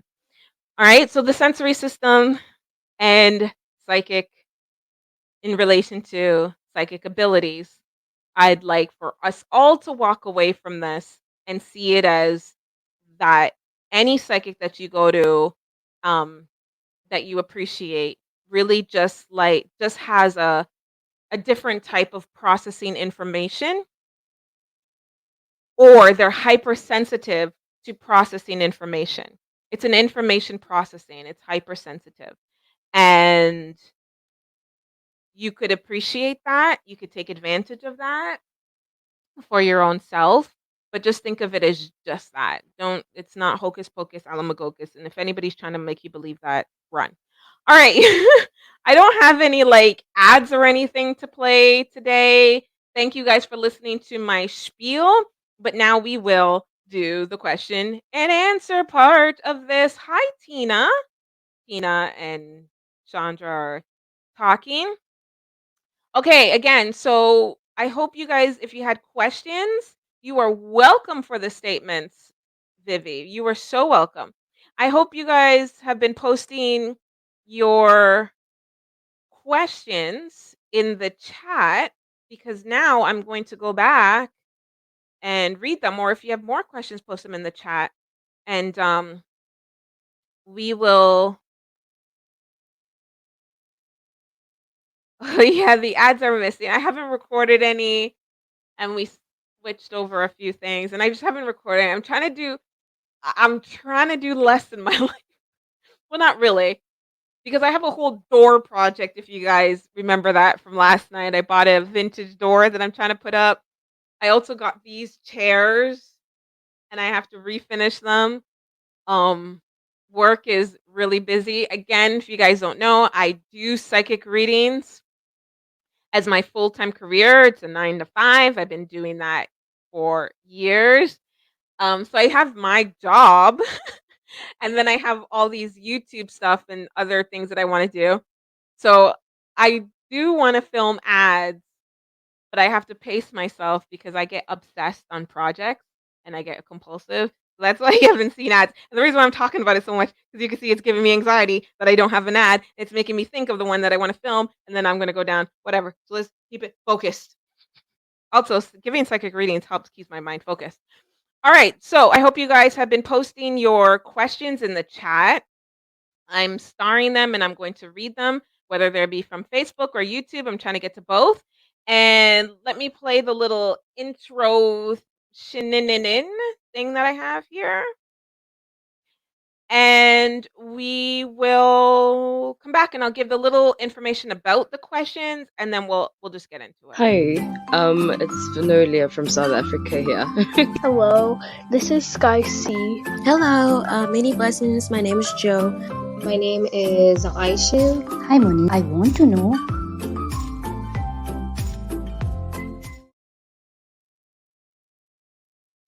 All right. Still loving that little intro. That was created by users like you. Users like you. Also, I think I have this on YouTube naturally you can replay this. On Facebook, I actually had to click something that would make sure that I can replay this. So, I think there's a replay on here. So if you're not here while I'm answering your question, it might be okay that you're not. I'll answer it and you could listen back to the replay. I might need you here if I have to clarify some things. But okay, let's get started. So, questions here on the live stream. So, what I like to do, I think this is like, again, I think there's two types of opportunity here.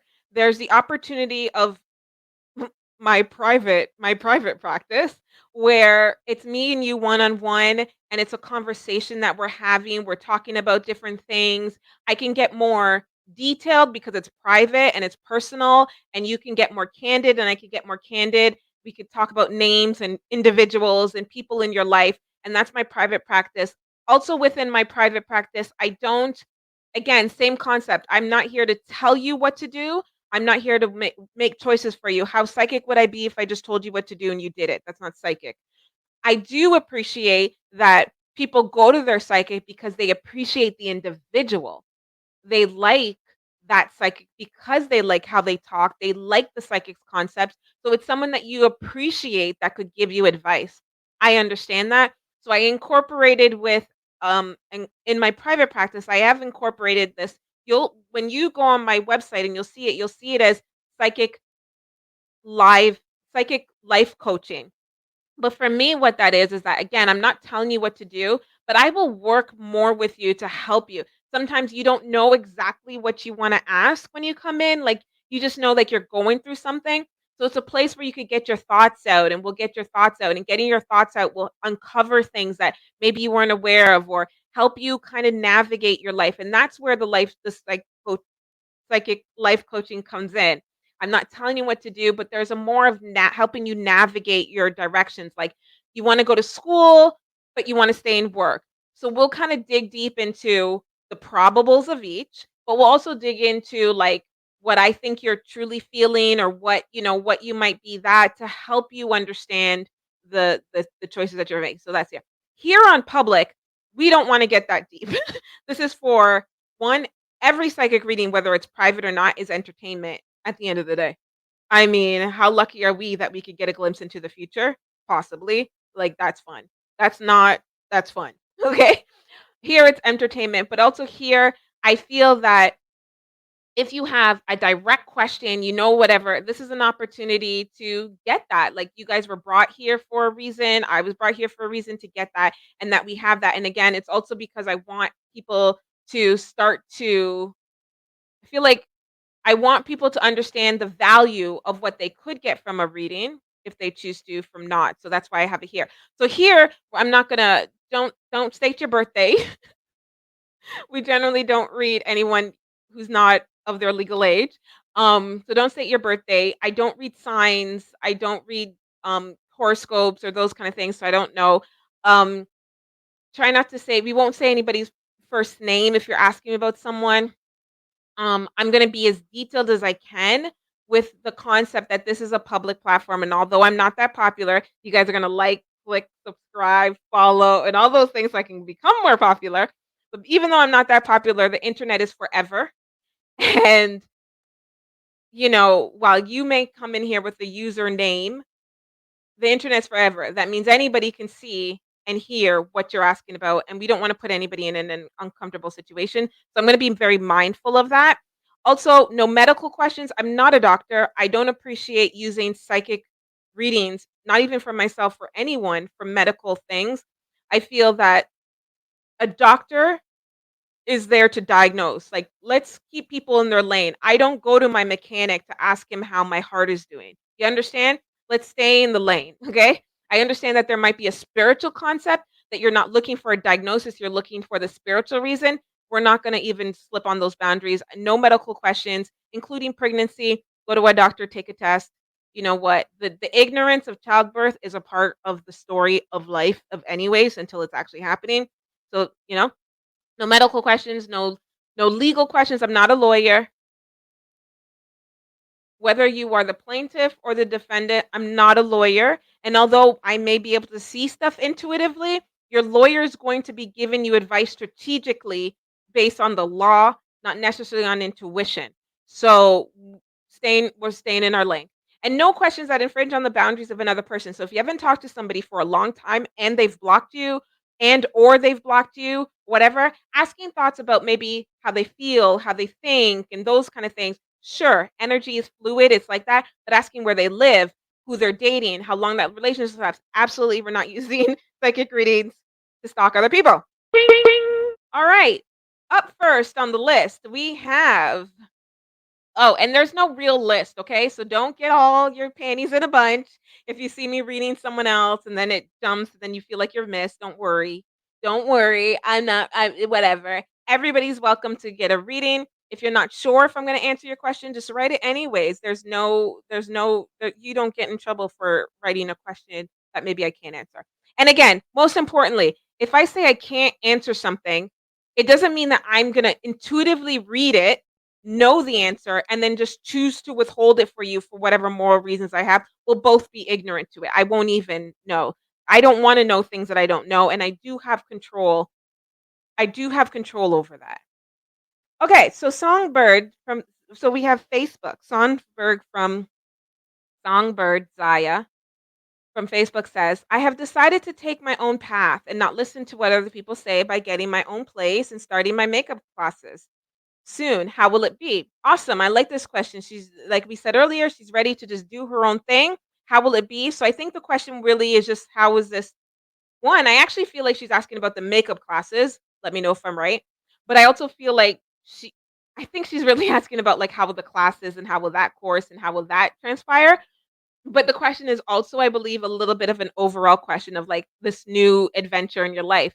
I do feel this new adventure of, like, doing your own thing, I think that's gonna keep up with you. I think you're gonna keep having that momentum, and I see that you're gonna find people that are also gonna, like, be on your page, like, where it felt like people were telling you to do this. I feel like it's w I get a sense in your world that once you start being more independent, people are gonna actually appreciate from you, and they won't actually be surprised. They'll be like, "Oh, whatever," but it was kinda be like, I feel like you're an independent person and you have your own mind anyways. I think there was just some cloud of, like, certain people telling you what to do and getting a little caught up. That's what it feels. It feels like just a little moment, and that happens to a lot of us, right? We're like, "This is what we're gonna do," but then sometimes when we're anxious about something, rightfully so, like a justified, a rational anxiety, a rational fear, and then other people start to say, "Don't do that," or whatever, it messes with us. I think that's the situation, so I do.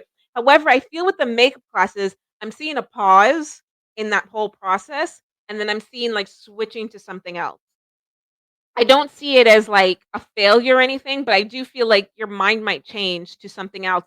Again, and I think it has to do with there's something to do with the difficulty of this classes, not saying that makeup school is gonna be hard, but maybe within the process, like going there, the time, the money, I feel like there might be some logistical challenges and that you may pause. I'm seeing a pause. So again, I would say what's if there's gonna be a benefit of the psychic reading, it's that you hear something today about something that doesn't happen yet, so then you are more aware of it and can potentially be aware of it, even if you don't make any changes, just the knowledge of, "Oh, okay," and so you'll be more hypersensitive to if things are going the way that the reader says, or you could actively say, "Whoa, okay, let me step back."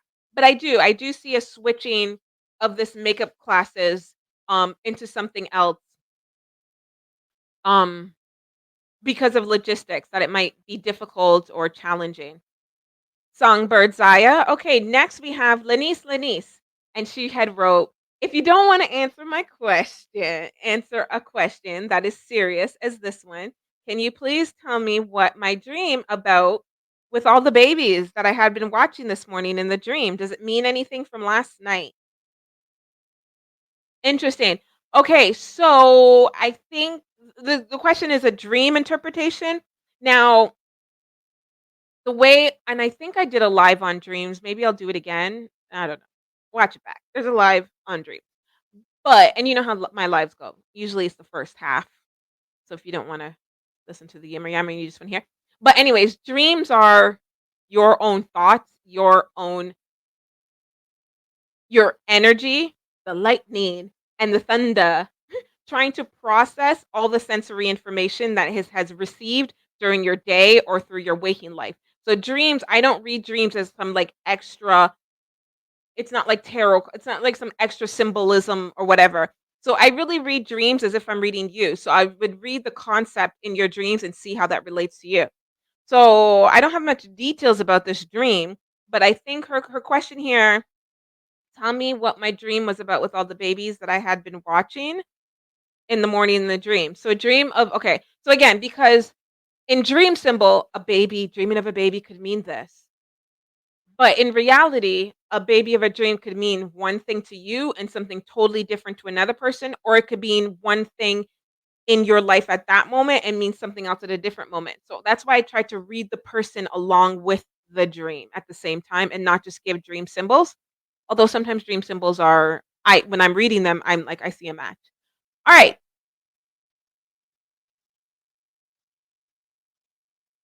Hmm. Well, I get a lot about babies, like, I know that sounds whatever, but I get there's in your waking life, there's a lot of thought about babies and children and babies or potential of babies or giving birth. Not saying that your dream means that you're giving birth, but I get there's a lot of, like there's a lot again, I don't have much details of the dream, so what's the dream about?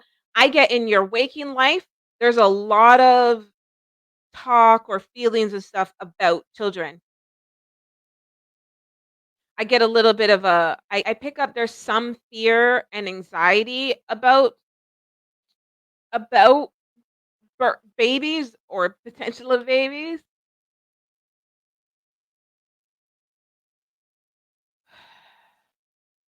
So why were you okay, so there's not a lot. I mean, you just say that you dreamt that you were watching a lot of babies.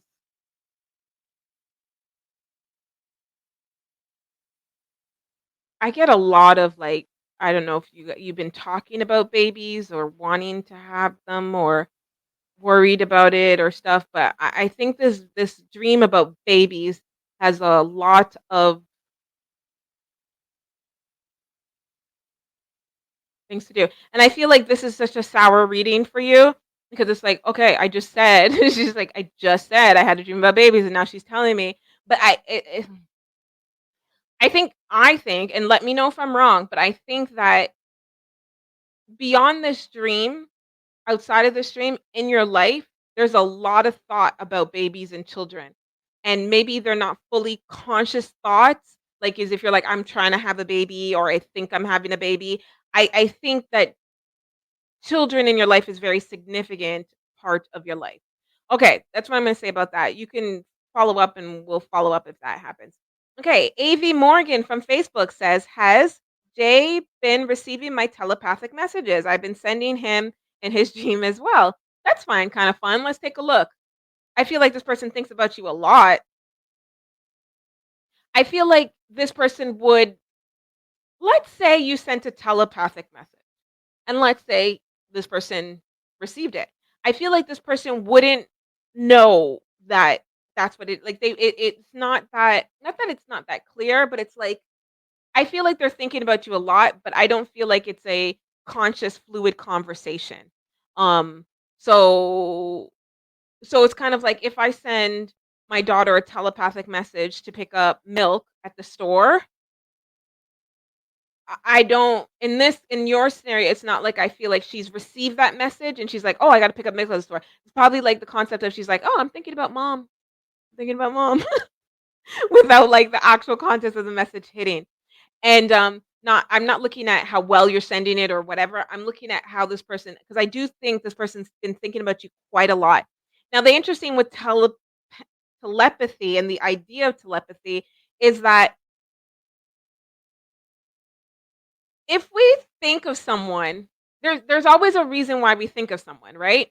So let's say if I'm thinking of someone, there's a reason why. Either I like this person, I miss this person, I want this person around. That means this is someone that I've had some type of regular relationship with, like something. So it's not so much in the exactly what you said. It's like this person knows you too. It's not a complete stranger. So energy will always go back and forth between two people um all the time, Like so if I met someone 5 years ago and I had a good time with them and then I think about them a lot, it's because I met them 5 years ago and that energy still exists. So they could think of me sometimes whatever. It does not necessarily mean that the moment I'm thinking of them is the moment like you know what I mean? Like as if it's such a fluid conversation like that. So that's what I think. I think this person, whether you're sending telepathic messages or not, I think this person's also just thinking about you anyways. Um, and thinks about you quite a lot. And do they have dreams? Now we would understand not everybody remembers their dreams, but everybody has dreams. So this person has dreams, but are they waking up to remember a dream about you? I actually think they did. All right, Nicholas. In the future, I will have to reject D. Hmm, statements. Statements. As a partner, since he is not the type of person I want to marry. Okay. Okay. Okay. You do you, boo. I hear you. I hear you. Okay. I wonder what her attitude, or okay, since she, well, anyways, pronouns, whatever. I get it. I wonder what her attitude towards me will be like after this disastrous conversation. Do we want a conversation after that? I mean, no, I'm joking.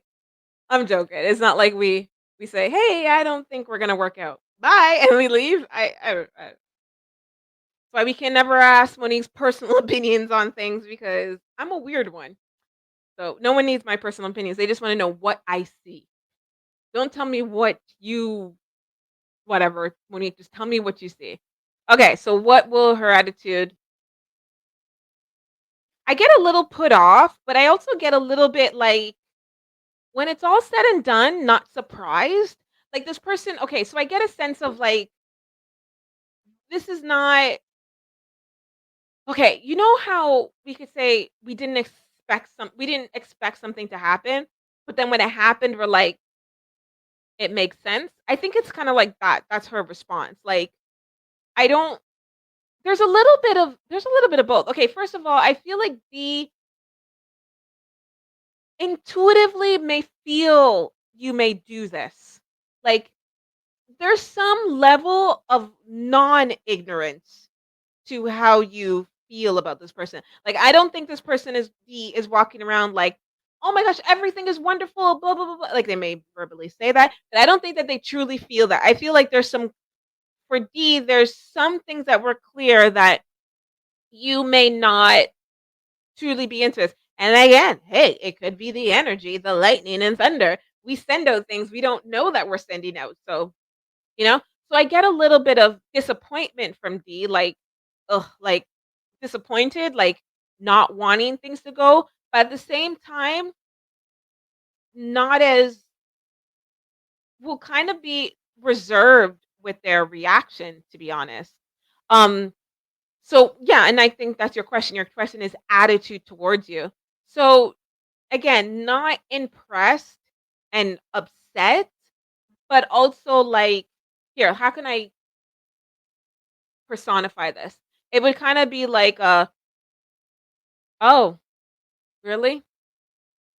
Okay. All right. That's how you feel. I mean, I don't want that. But I don't think it was gonna be that. I think it's gonna be like less talking. Like they're gonna be upset. They're gonna be upset. You don't want it to happen, but at the same time, I don't think that they're shocked. And I think that's the crux of this question and this dynamic is the fact that they're not shocked. So how sometimes it's hard to be super shocked about something that we kind of already feel because your body kind of already saw it coming, you know? Like if somebody goes think fast, I'll be shocked, right? But if they're like showing me the ball, showing me it, they're like, huh? Okay, think fast. I still might be shocked, but at the same time, I'm like, I kind of expected that. So I don't feel it would be, again, I feel like this person won't be happy with you and will be upset, but I think they'll be more like, like reserve, like hold in their true emotions and kind of just want to move on in life than anything. All right, we have Modi live from the YouTubes. Do you see a life partner in my future? I'm currently single. I haven't had much luck dating. I do. I do see a life partner. A life partner. I do see someone that is very reciprocal to you, very reciprocal to you, like very into you, and you're also into them. And I do see like holding hands even and spending time. And I do see a consistency with this person. Like this is consistency. And also I see like a confidence in that this is my person. So I don't see a situation where it's like I'm not sure about well, hold on. I don't see a situation where it wouldn't be clear this person's intentions. I think this person's intentions is going to be clear that they enjoy time with you. I think you may have some questions and back and forth all the time if this is the right person or whatever, or sometimes have some doubts about how they feel. But I think it's the intention would be clear. As in, I see a situation where it's like, yes, we are boyfriend and girlfriend. It's not like I'm waiting for them to commit or they're waiting. Like we are dating. I do see that. Again, but will it be wonderful? Like, will it like I see that you'll have some challenges with and I don't want to say trust because that sounds so cliche. Everybody has some challenges with trust. But I get that while dating this person, there'll be times that you may doubt this person's feelings, not really their intentions, but this person's feelings, or you may not be happy with this person's um presentation towards you, how they are, their level of affection or attraction. Um and this person I feel will be attracted and interested in whatever, but may not always. There's just going to be some communication. I don't want to say communication because that sounds like talking, but there'll be some connection challenges. But I do see it consistent, and I don't see it like it gets terrible. I just see that that's going to be the state of this relationship. Some connection challenges at times. But then yeah, confident. It's all of that makes sense. It's a lot. I mean, life is in black and white. Satanic Lucifer from YouTube says, "Is my vampiric activity making my lifespan longer?" I don't see a vampiric activity, so I wouldn't know if it's making it lifespan longer. It could or it couldn't. I guess I can't see it. Okay. And Satanic Lucifer had another question, and I'll just skip because I try to answer everybody's first question. I will come back to his second question. So, do you interpret dreams? I do, and I think I rambled on about how I interpret them. If so, I had a dream that the father of my child texted and told me he loves me. What does this mean?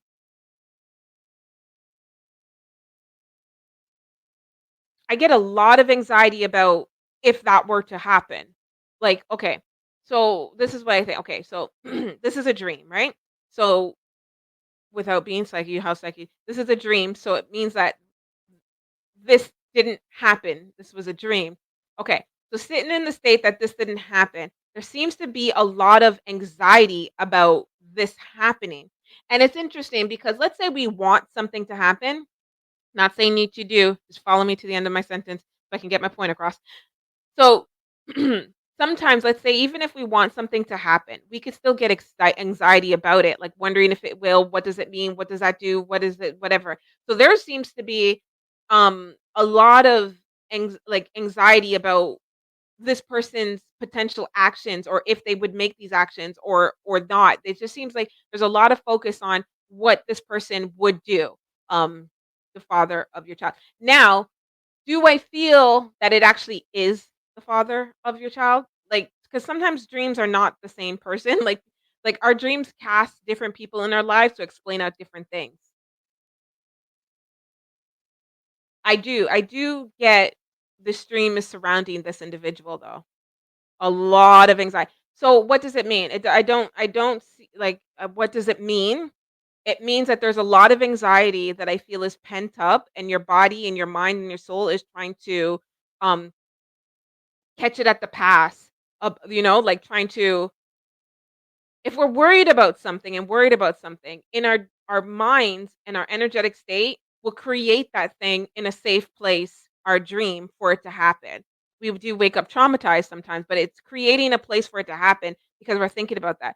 So I do think there's a lot of anxiety about this. So even if this person never texts you and or never texts you and say that, I think there's a lot of anxiety about this. Almost like there's some very much unsettled feelings about this person, and I get a slight sense of fear.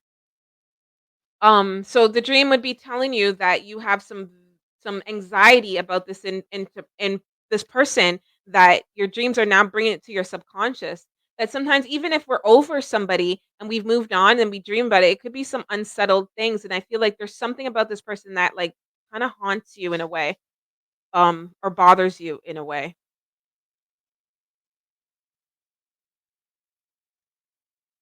Vivian, my question is, can I build something with VM? I mean, a strong relationship?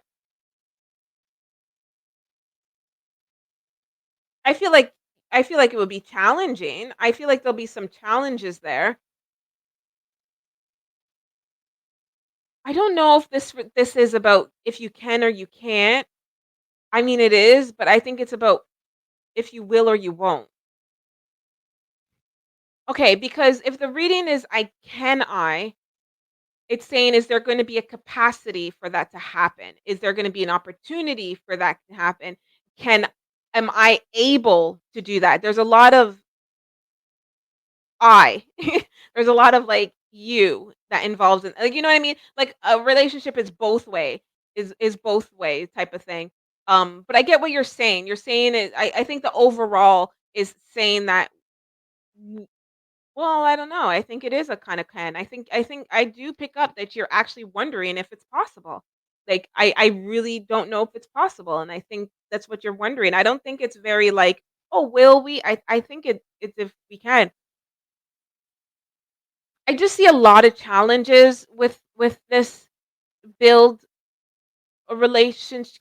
Can you build something? So let me explain. Okay. And this is also because this is public, right? So I feel there's a lot of again, not just trust, right? But I feel like there's I pick up that you perceive, and I mean this is probably obvious because you're asking this, but just follow me to my end of my sentence again. I perceive Vivian Moko. This is her question from Facebook. Sorry, I didn't do that part. I forgot. Okay, for Vivian Moko asked. Okay, so what I see is when I look at you with this person, I feel like there's a lot of things that you question or that you find complicated or that you find unknown. I feel like this is like when you when I step into your energy and looking towards this person, there's like so many questions about this person. Like, I don't know this, or I wonder this, or I wonder this, or I didn't like this. There's so much like just you don't like know. Now, while people will say, well, that's obvious if it's a new relationship, but sometimes we enter a relationship and it's like we don't have those questions. We're open to it. We're like, I don't know that about him, but I'm fine. I like this person. I have fun with them, whatever, and we'll go on and we'll see, like we not everybody, not all the time do we enter something with like this, like trying to figure them out and trying to and I think that's how it is for you, whether that's for your benefit or not, it doesn't matter. It's just your style, which is fine. But I think that is what I'm picking up, that there's things about this person that makes you feel that there's holes in the situation or you're searching for a transparency or a level of communication. Almost like I feel like you're digging this person and trying to not that you're purposely trying to find things, but I feel like that's just how you process. And so there's a less this less feeling of like relax into it, and if it goes wrong, it goes wrong. If it whatever, there's this like I need to investigate deeply first. So within that level of investigating, I feel like that's what causes some challenges because I also feel when I look at this person that they're very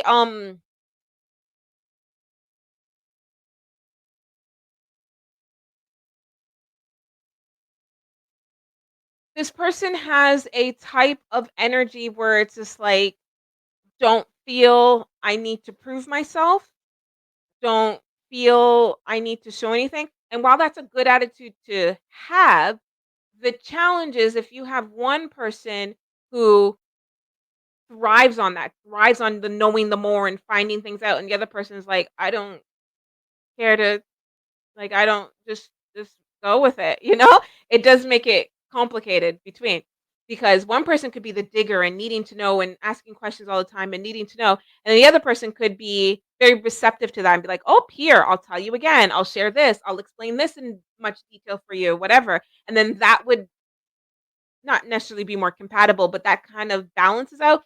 Where then I feel like this person's like, Don't say it and have to it doesn't feel deceptive, though. It doesn't feel deceptive, it just seems like that's the type of personality that this person has. So, can you build something with this person? I think it will be difficult for you in that kind of nature, and so then it comes down to it turns into will. Just because I can do something doesn't mean I'm gonna continue to do it.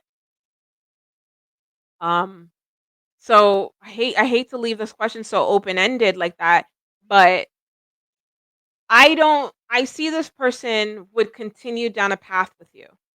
Um, I see this person can continue down a path with you. I don't I see this person is interested in you, likes you, adores you. I see affection. So I don't see this person getting to a point where they're just gonna like run away and whatever.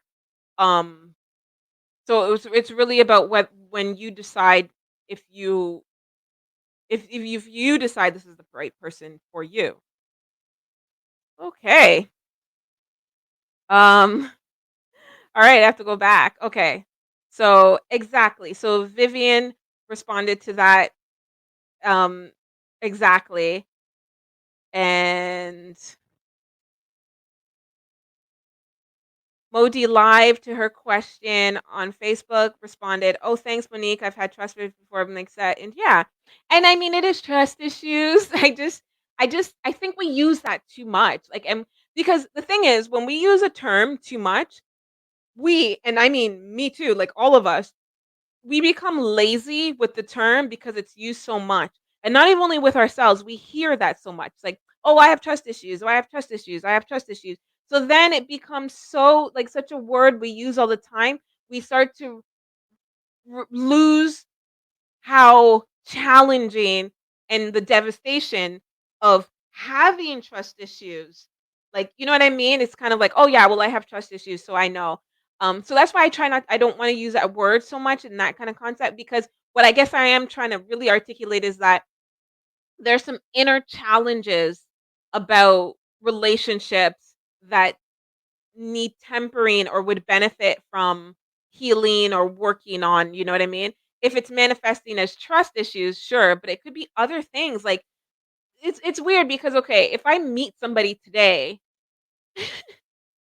and they want to take me on a vacation tomorrow and I don't trust them, but I already have trust issues, then my trust issues in this situation might be warranted, and it might be good that I have trust issues, you know what I mean? So, we don't wanna say, "Oh, trust issues." I was just trying to articulate that I feel like you're going to question a lot this person's intention, and this was to Modi Live about meeting someone in the future. I feel that, and that's also why I probably I'm seeing that well, not also why, but I'm also seeing that, like, this relationship does continue, though, and it's actually pretty comfortable for you. So, it is articulating that you may be going through some discomforts and changes and whatever as you're going through this relationship, but it's not preventing you from being in the relationship, but your feeling and that's what I felt about you. It's like your feelings about the situation and how we handle it. Again, because it's like, let's say I do have trust issues. Let's say I have a problem trusting the door, like trusting everything. But then I end up in a relationship, you and the person does something that really isn't trustworthy, I can't now blame my trust issues on that. So we wanna be easy on when we label ourselves these things.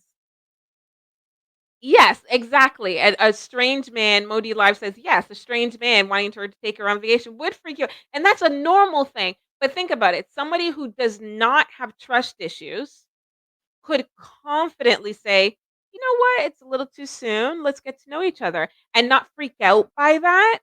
But a person with trust issues could freak out by that. Be like, "Oh my god, why does he wanna take he wants to murder me." So you know what I mean? The boundary is a good thing. It's how we respond to the boundary. So that. Um, and I'm starring more questions because I see Angel coming in with new questions. Um, there you go. I just looking at some of those followed up. And then AV Morgan said, I understand. I'm thinking of them a lot. AV, yeah, again, I'm respecting you guys' privacy and everything, and although you might be comfortable with talking about things, I have to be mindful. Remember, I'm the one who hosts this chat,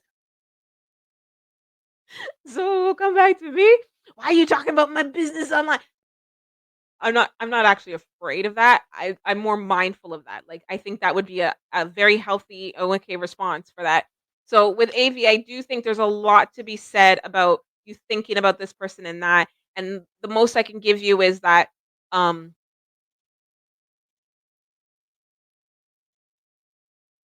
I think there's a lot of things that do need to be processed or some type of closure with this person if there is. But remember, closure doesn't mean the other person I have to interact. It might be closure for ourselves to kind of like whatever because I pick up there are some lots of rational reasons why you're thinking about this person and why it is causing it. Like I see you. And yeah, we could talk about that privately another day. All right. They said lightning and the thunder and the lightning. Love that song. Seems you can't. I can't get it out of my head. That that song, lightning. That one, like it gets stuck in my head very easily, very easily. I actually knew those lyrics before I really heard the song because I think my daughter sang it or something. But it's just like, and then when I finally listened to the song and then I realized that I liked it, I don't know. It is just. I mean, it's a catchy ass song. It's a catchy ass song, and imagine I gotta do a live stream about the influence of music on the intuition and how artists pour their intuition and their emotions into a song, right? So that lightning and thunder energy, they send that energy into a record, an album, and then it's all that energy and all those feelings and all those emotions are encapsulated in that record. And then you listen to it, so now you are getting the like, yeah, and so some songs and some artists, whether I like their band or not, it's just I can you we can tell when there was some emotion put into a song, you know? And it doesn't necessarily mean the emotion of the song, it's just like was it like they needed to get that album out today? Did they really need to know the song? Did they write it and they really love it? Like you could tell. And I have a theory on why some songs hit more or they bop more than others because of that. But anyways, yes. All right. So I should be unstarring these while I answer them. Nicholas, I would love to have him as a friend, but I don't know what will happen. And Nicholas from YouTube's response to that he was saying that in the future he's anticipating that he's going to have to let someone go and this is going to be difficult for him and difficult for them. um again, that's just a statement. Follow your gut. Listen, like, good things are not always easy things, and you can't a feeling's a feeling. A feeling is not good nor bad. I mean, you may articulate it that way, but like, if you feel something, if you feel that something isn't right or you don't want something, it doesn't mean that when you do it, you're gonna be like, "Yay!" Like, it's just we don't wanna judge the feelings, we just wanna experience them, and then we wanna make actions towards that feeling and that intention, right? Because there's a lot of things I guess we can think of in our life where we're like, "I feel like I gotta let this person go. Like I'm not happy here or this, or I know it's not really what I want, or I am happy, but I don't see myself or whatever." And then we torment ourselves with that because we're trying to justify that.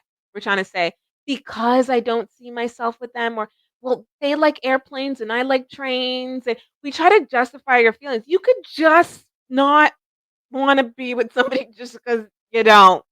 You could literally not want to be with somebody because they curl their hair too tight. Like, you don't we don't have to when it comes to these, our personal feelings, we don't have to justify them, and we don't have to justify them to anybody else. I mean, there is a level of communication that you would wanna provide, but you don't have to justify. You could say, I'm not happy with this, or I just don't think this would work. You don't have to do that with another person. And remember, you don't have to we don't have to do that with ourselves. Intuitively, that's also what I try to articulate is that feel your feelings. Like the less we judge ourselves for feeling the feelings, the more freely we can have it and the more we explore ourselves and get to know ourselves, you know? But these things aren't easy, so you know, they're not. They're not easy. I'm trying to like how do I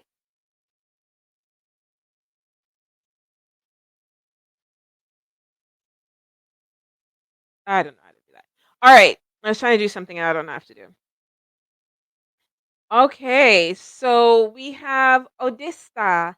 Odessa offering of Orapeleng Orapeleng or Orapeleng. I tried, right? I tried. Give me that. I want to know. Oh, Odessa Orapeleng from YouTube says, I want to know if I will graduate this year for my degree. If this is not a good question, I'd appreciate insight. When I be in the relationship, I can take a look if I see you graduating, and then you're gonna have to come back and tell us if you do or if it. I don't want to say if you do or you don't, but you're gonna have to come back and tell us how it goes. But just graduating this year for your degree, and I pick up this would be somewhat early. Something about this makes me feel early, like you like if it takes you another maybe year, that won't be so bad. But it looks like there's a length of time for this degree, and I feel like there's something about you trying to get it early, if that makes sense. Odesta, Odesti, Odesti, Odestiesti, Odestiesti. I feel like there's something about it getting early. Let me know if that's correct. So do I see graduating, but I'm trying to look at the timeline. And you said this year? I do. I do. I do. So let me know. Let's keep our head up and let's see. I do. And I mean, I'm seeing you do because I'm seeing everything's on track. I'm not seeing any challenges anywhere. I get more of there's a pressure about timing than it is about capacity and capability, if that makes sense.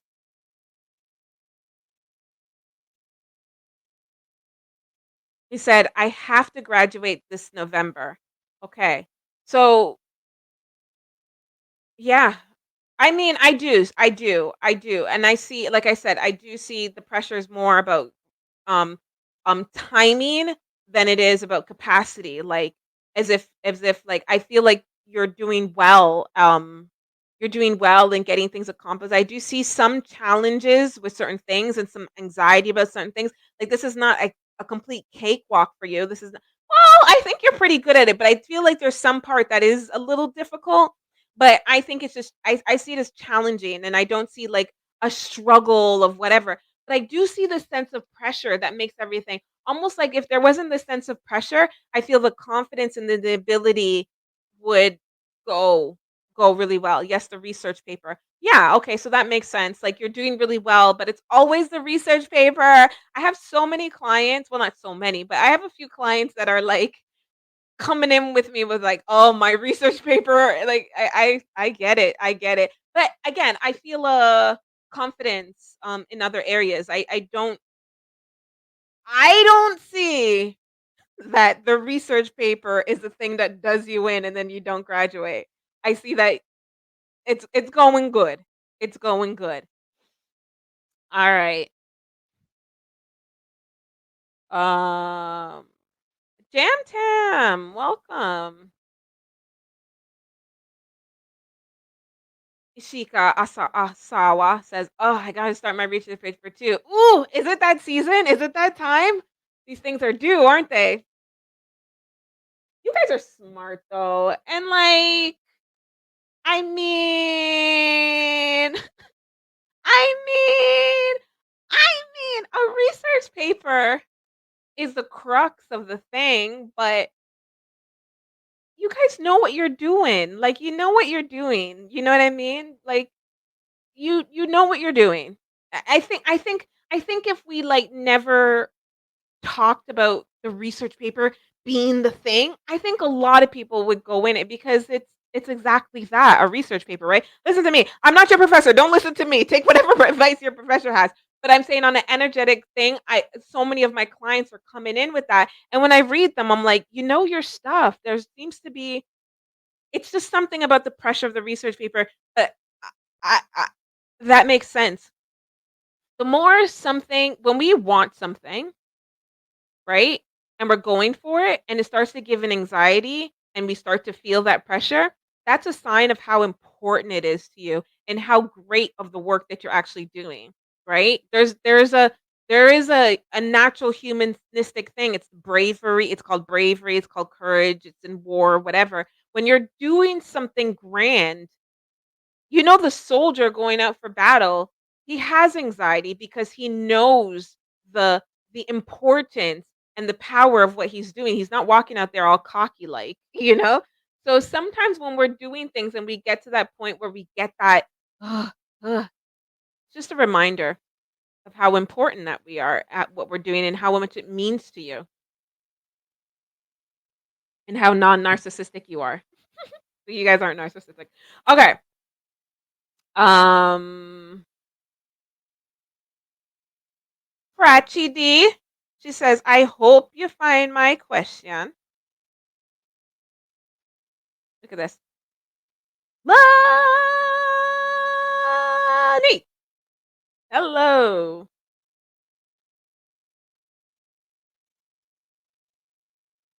What topic? What did I say? What topic would we like to discuss? Let me know. I actually am not running out of topic ideas, but sometimes I get a lot of ideas, but I'm like, can I actually talk about that? Do I have anything interesting to say about that? All right. So you guys also let me know what kind of topics you want. All right.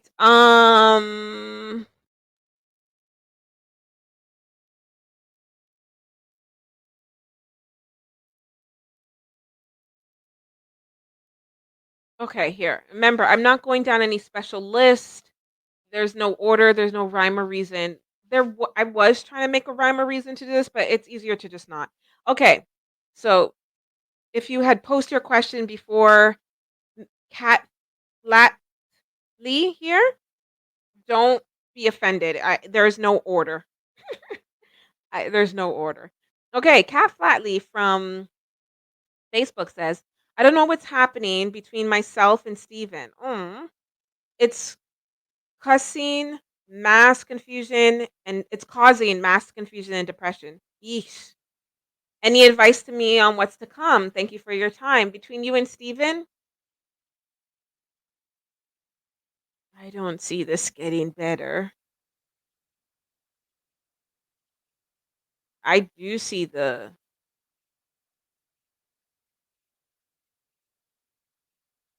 I don't see it getting better, but the thing, you know what it is too? I feel like it's almost like it's spinning now. I think like not spinning, but it's kind of like there's almost okay, I pick up there's almost no more things to discuss or to talk about or be upset about. It's like the same thing that's like it's like one thing that's like triggering I mean, how psychic am I? That's how a lot of arguments cause. But let me explain. It looks like there was something. Something is the problem, right? Hold on. Follow me, Cat. And it looks like that thing is causing me to feel a whole bunch of things. So like let's say um I bought a chocolate cake and I put it in the fridge and then 2 hours later I came to eat it and it was all gone and my daughter ate it all. Right? So I'm pissed about my chocolate cake. Now we have a whole argument about respecting people's things, asking people's permission, don't eat, I would have given you a slice and why didn't you share it? And even if you didn't, you didn't think of there's that whole argument. And that's an argument, right? And she's like, but I just thought you bought it for me and I didn't know and I ate it, but then you always buy one, so I thought you'd buy a next one and that and stuff, and I wanted it. Whatever the argument is, right? And so we argue about that, and that's what it is, right? And then we're done. But then I'm just angry later, you know? I'm angry, and then she asks if we're gonna watch a movie tonight. I go, no, I'm too tired. And then she's like, "You never watch a movie with me. Why don't you watch a movie with me?" And I'm like, "'Cause I'm always tired and you always come and you never plan this." And then it just keeps like it's like now where it's like a whole bunch of stuff, but it's like the thing I was mad about was the cake and maybe the sense of not sharing, and that's what I feel. And I know a lot of arguments start like that. But what I'm saying, sometimes you do have arguments where it's like we could be arguing about the cake, and then that's done. But now she's upset about me about something else, and that's it. So it's like a constant cycle of like we're not happy with each other, we're not getting along. But this doesn't look like that. It looks like there's something that was the detonator, you know? And I feel like that isn't resolved. Um and I'm not seeing it get better because I feel like it's like almost like there's no like there's some things that are being said, but there's some feelings that are being put under. It's just, I guess the cliche is the root of the problem is not getting addressed, and so all these other problems are not. Something went awry here, and it never came back. It never came back, and I feel like all this other stuff is, like, whatever, and it's, like, not coming back. And to say okay, so I'm saying I don't see it come back. It's not saying that I'm saying it can't come back, or you shouldn't try to make this work or whatever. I'm saying I don't see it working because sometimes if doing the same things over and over and over again, and we're not getting results that we want, continues the thing to go over and over again. You understand? So I can't tell you what to do. In this kind of situation, even if I had a client, I would suggest the T, the T word, therapy, asking you and this person if they want to go to therapy, if it's that kind of dynamic, or therapy for yourself. Couples therapy is like a weird thing. It's a weird thing. Therapy for yourself to help figure it out or help resolve that and change it. So basically, this is one of those readings where it's like I s- the reader will say something, but they're not saying because it can't happen or whatever. They're saying I just don't see any changes or any significant actions that are made to alter or flip the situation. And that could be a lot the person doesn't want to. We don't know how. Just because I'm having a challenge somewhere or whatever and it's not working well and I know it's not working well does not mean that I know how to do it any different. Like, I might not have those skills. So I don't see it getting better. Do I see it getting worse? In the sense of the longer something doesn't go well, the more it weighs on you. Um, the longer something doesn't go well, the more it weighs on you. So worse, I want to tread quietly when I say I don't see it, like it getting worse. I think you understand what I mean by that, though. Like if I'm depressed today, I can and more things happen, I could potentially be more depressed tomorrow. And then the more depressed I am, the more challenging things are. And then you know what I mean? But it doesn't also mean that something extra bad happened, that type of thing. Woo! That one made me go deep. That is one that I would definitely take up in a private if you wanted to. So Kat, just you recognized all these things, and for you to say that it's causing mass confusion and depression is a recognition. So sometimes, sometimes the littlest step we can do is to be aware of something. We don't know how to fix something, but once you're aware, because denial is something that is oof, right. But be aware of like like at least I know this is not making me feel good. I don't know how to change it or make it better, but now I can confidently say that me and the reader all both think that this is causing some low energy feelings. Okay. So validation that of your feelings.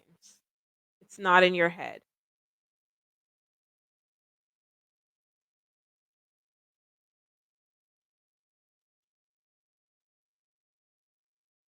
Hi, Prachidi.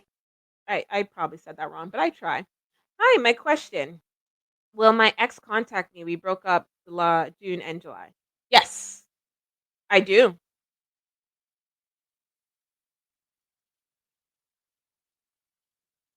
Oh, and wanting to talk. I do see your ex contacting you. Hmm. All right. Angel, do I believe that do okay. Angel from YouTube writes, "Do you believe that I will have a happy life choosing Christabel as my life partner?"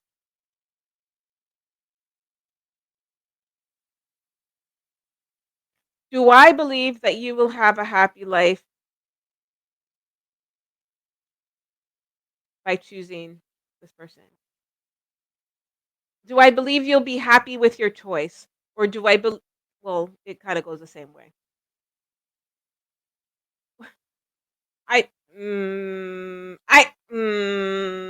This is a very cryptic question. I mean, first of all, do I see you choosing this person? Like, does that even happen?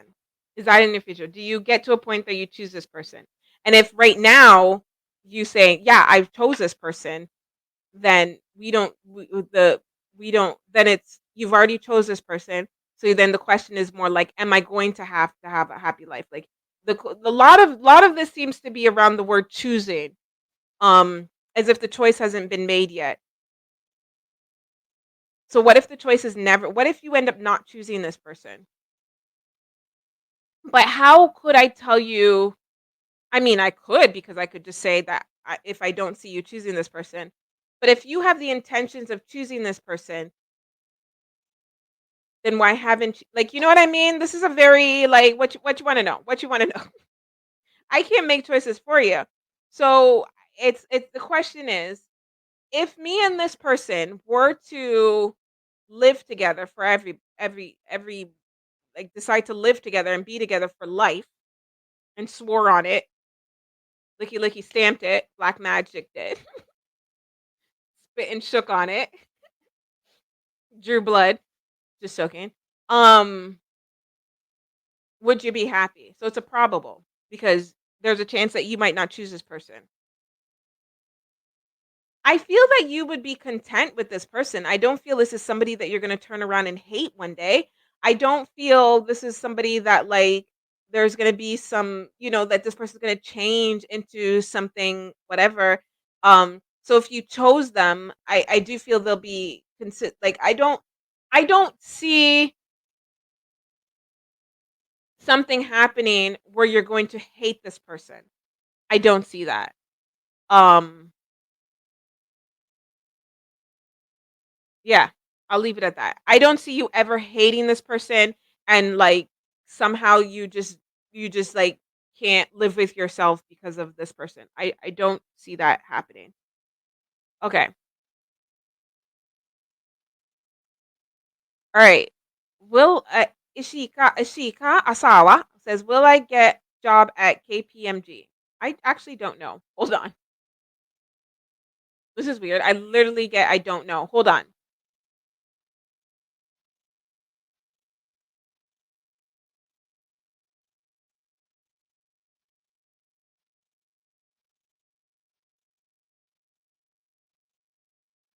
I don't know.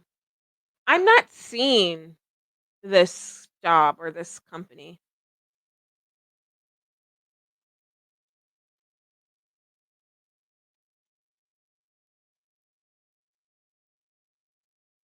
Like, I'm not seeing it in your energy. So will it be if I don't see it, then would that mean that you don't get it?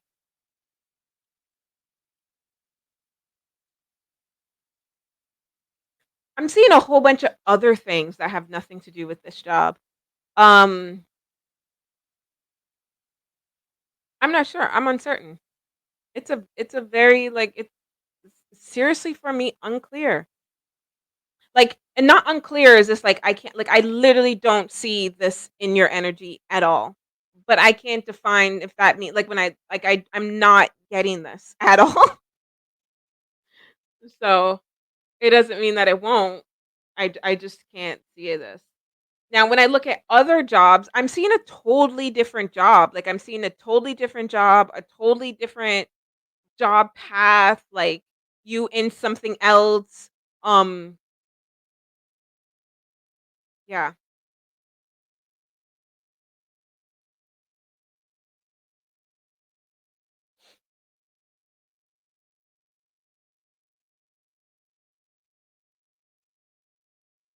yeah. I don't know. I can't apologize because I literally don't see it. I'm trying to think. What happens when I sometimes don't see something? Sometimes it's like it just clearly hasn't manifested yet.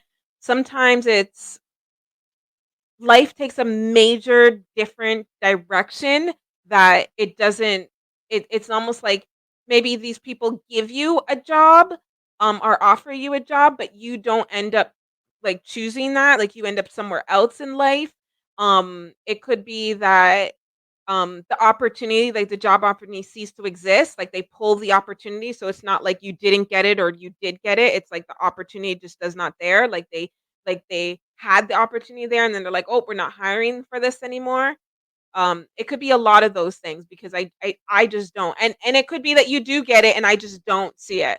Um, I'm not, you know, if I don't see it, I just don't see it. Okay. Damn tan. I just transferred to another department a few weeks ago. I feel so. I feel nervous because it's new. Can you see if I will do well to this new work? I kept reading that as New York.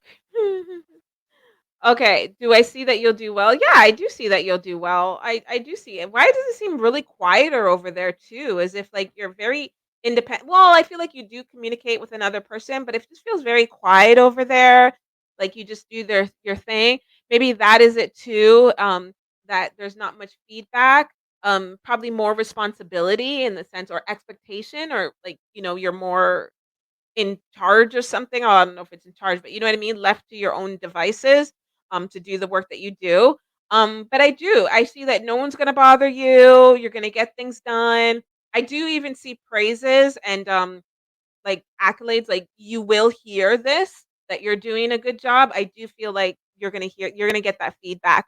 But I don't feel like it's constant feedback. I feel like at one point, I don't know if there's like a later review or later somebody's gonna like look back, like go back over your week or your month or whatever and say, hey, or keep up the good work. But I do feel you're gonna get that feedback.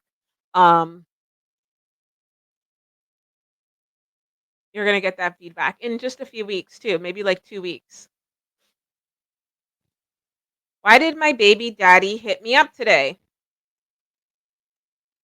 Wanted to either see you or spend time with you.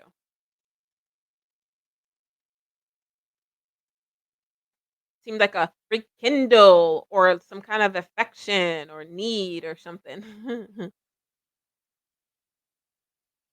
Sierra McDowell from YouTube says, "Will I find employment soon? Been applying. I mean, what soon? What soon? You let me know what's soon, and then I'll let you know if it's soon. November. November. By November. Now, when I give time frames, I kind of give a little more than the time frame because I'm not going to see the moment it happened. Trying to think in my life if I ever saw the moment. Maybe. But it's never really the moment. It's the energy of the experiencing of something that I'm seeking or trying to immerse myself in. So, I would say by November, I'm seeing you like at somewhere, like at a job, like working, like the energy of like you're not searching anymore, the energy of like security of something. So you might get the opportunity before November, and that's like I'm looking at the energy. I've had clients tell me that like when I predict stuff, it often happens a little bit faster than I've predicted. And that makes sense because I'm looking at when you're experiencing the energy because that's what I'm trying to accomplish. I'm trying to accomplish the feeling of the energy. The day you get the job, you're gonna feel you don't have the job until like the hour that you get it. And then the moment that you get it, you might get that rush of emotion of like, whoo, whoo, whoo, but you still, waiting for the energy to settle in and wind up, you know? Aishka to the me saying I don't see it. She says, "Yeah, that's possible." I mean, it's all possible. I mean, you let me know. You let me know. Okay. Minnie, question: will I be working in G Company in the future? Yes. I see you can. I don't see no barriers to entry. No barrier to well, like I mean energetically. I mean by that time, I don't see anything stopping you for getting it. Sierra said, I just graduate medical assistant school." Woo! Good job, Sierra. Good job. Good job. All right. She's gonna fix this up. Good job. I do see you. I do see you with the job and feeling like good about it and feeling like okay, like I got something. So about November. So I don't know. Do you call that soon? I call that soon, but I don't know. Cat. Okay, so Kat had a couple things to say. She said in response to the confusion, the challenges, the depression of that dynamic, and she said, "I got it perfectly said." Well, so okay. Thank you for letting me know I connected pretty well. She says we have a history, 9 years together, 3 years apart. He tried recently, June, to we tried to be together. He was really trying hard. I had my guard up because I was scared of getting hurt. And she's been hurt a lot since they broke up. As soon as she let her guard down a little, he decided he pulled back and oh man, like stick a knife in our heart, right, Cat? Like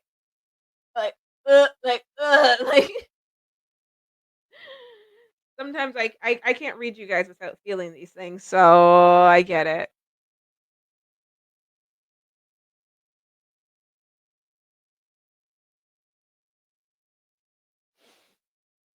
Hmm.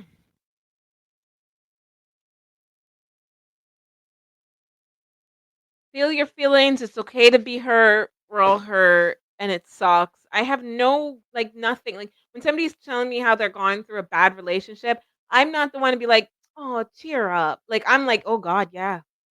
Yeesh, been there." Took some days. I can say that Monday turns into Tuesday, and Tuesday turns into Friday, and Friday somehow turns into next month, and next month somehow turns into next year, and then it's so further behind us, and then it's like it's something that we used to know or something that we used to. But the time between then, I hear ya. Okay, are me and Pete going to work or just be friends? I see some more romance, lady. I see some more romance. Oh, are you going to work? Oh, as if like, is this going to continue to work? Okay, because I know I see some. Oh, okay, I see what you mean. So even if I see some romance, does not necessarily mean okay. I don't see this friend thing. Like I see the friend thing, but I see some romance that seeps in. So I don't see a complete 100% platonic relationship. And I see that if it got to straight platonic friendship relationship, you guys would be going your separate ways. Not saying that you can't handle that or he can't handle that, but I just see that there's this romance and thing that comes up. Um and will it continue to work romantically? Like I don't think it ends like that's the thing. I don't think okay, so while right now the idea is that you guys are supposed to be friends, I don't see the energy's not showing me friends. The energy's showing me somebody's interested in someone, someone is acting a certain way, but I don't see when you look at friends energetic wise, you could see the friend and the you don't see this thing. So I'm trying to look and see is it because there was a romance and now it's switched over? No, I'm seeing like it just never turns the boat to true friends. Like it never gets there. I've had a friend, it started off romantic once in my life. Once in my life. It started off romantic, started off very romantic, and then it didn't bend the corner to a relationship. And we actually did stay like friends. But that later years, when I look back on it, I'm like, I think we were only friends because there was also a physical distance and we were kind to each other. and I knew that person dated other people, but I don't think I ever actually saw that person as a friend, to be honest. And I don't, well, I later came to realize they didn't only see me as a friend. So it never, that would be the situation where it's like, oh, we're friends now. But are you really? You know? Yeah. I mean, this will turn into more of a mature conversation, and we don't want to spice it up. We don't want to spice it up here too much. We don't want to get it too spicy.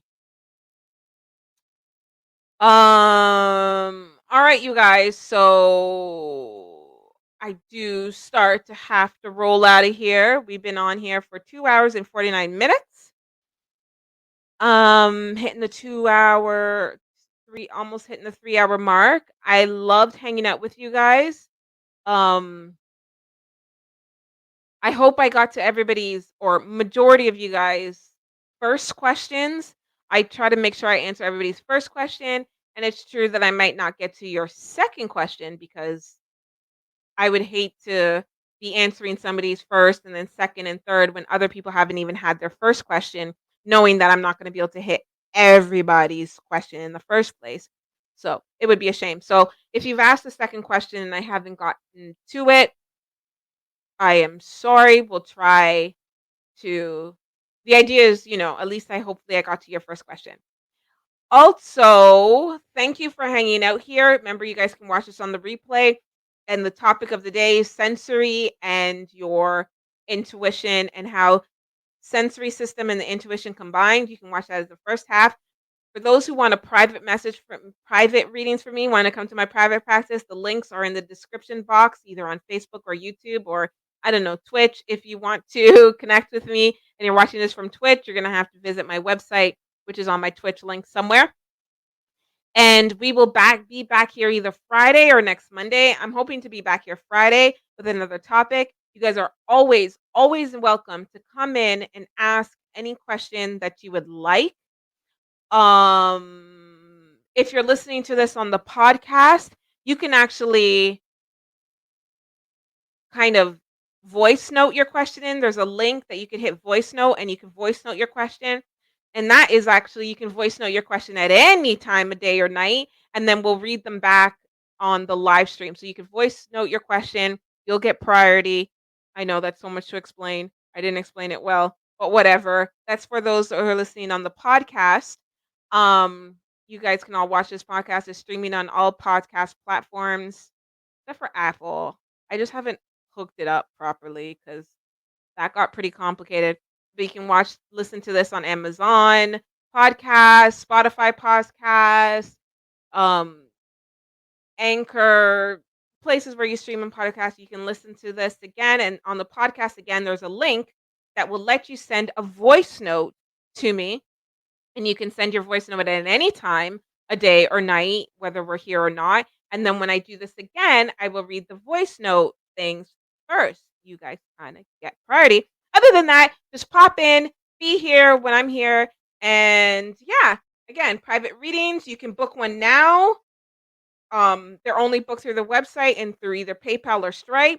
Don't send anybody money on Facebook or any other app.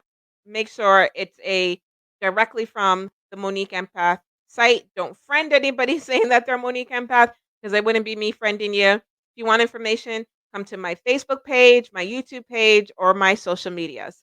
All right. Thank you guys for hanging out. It was really fun.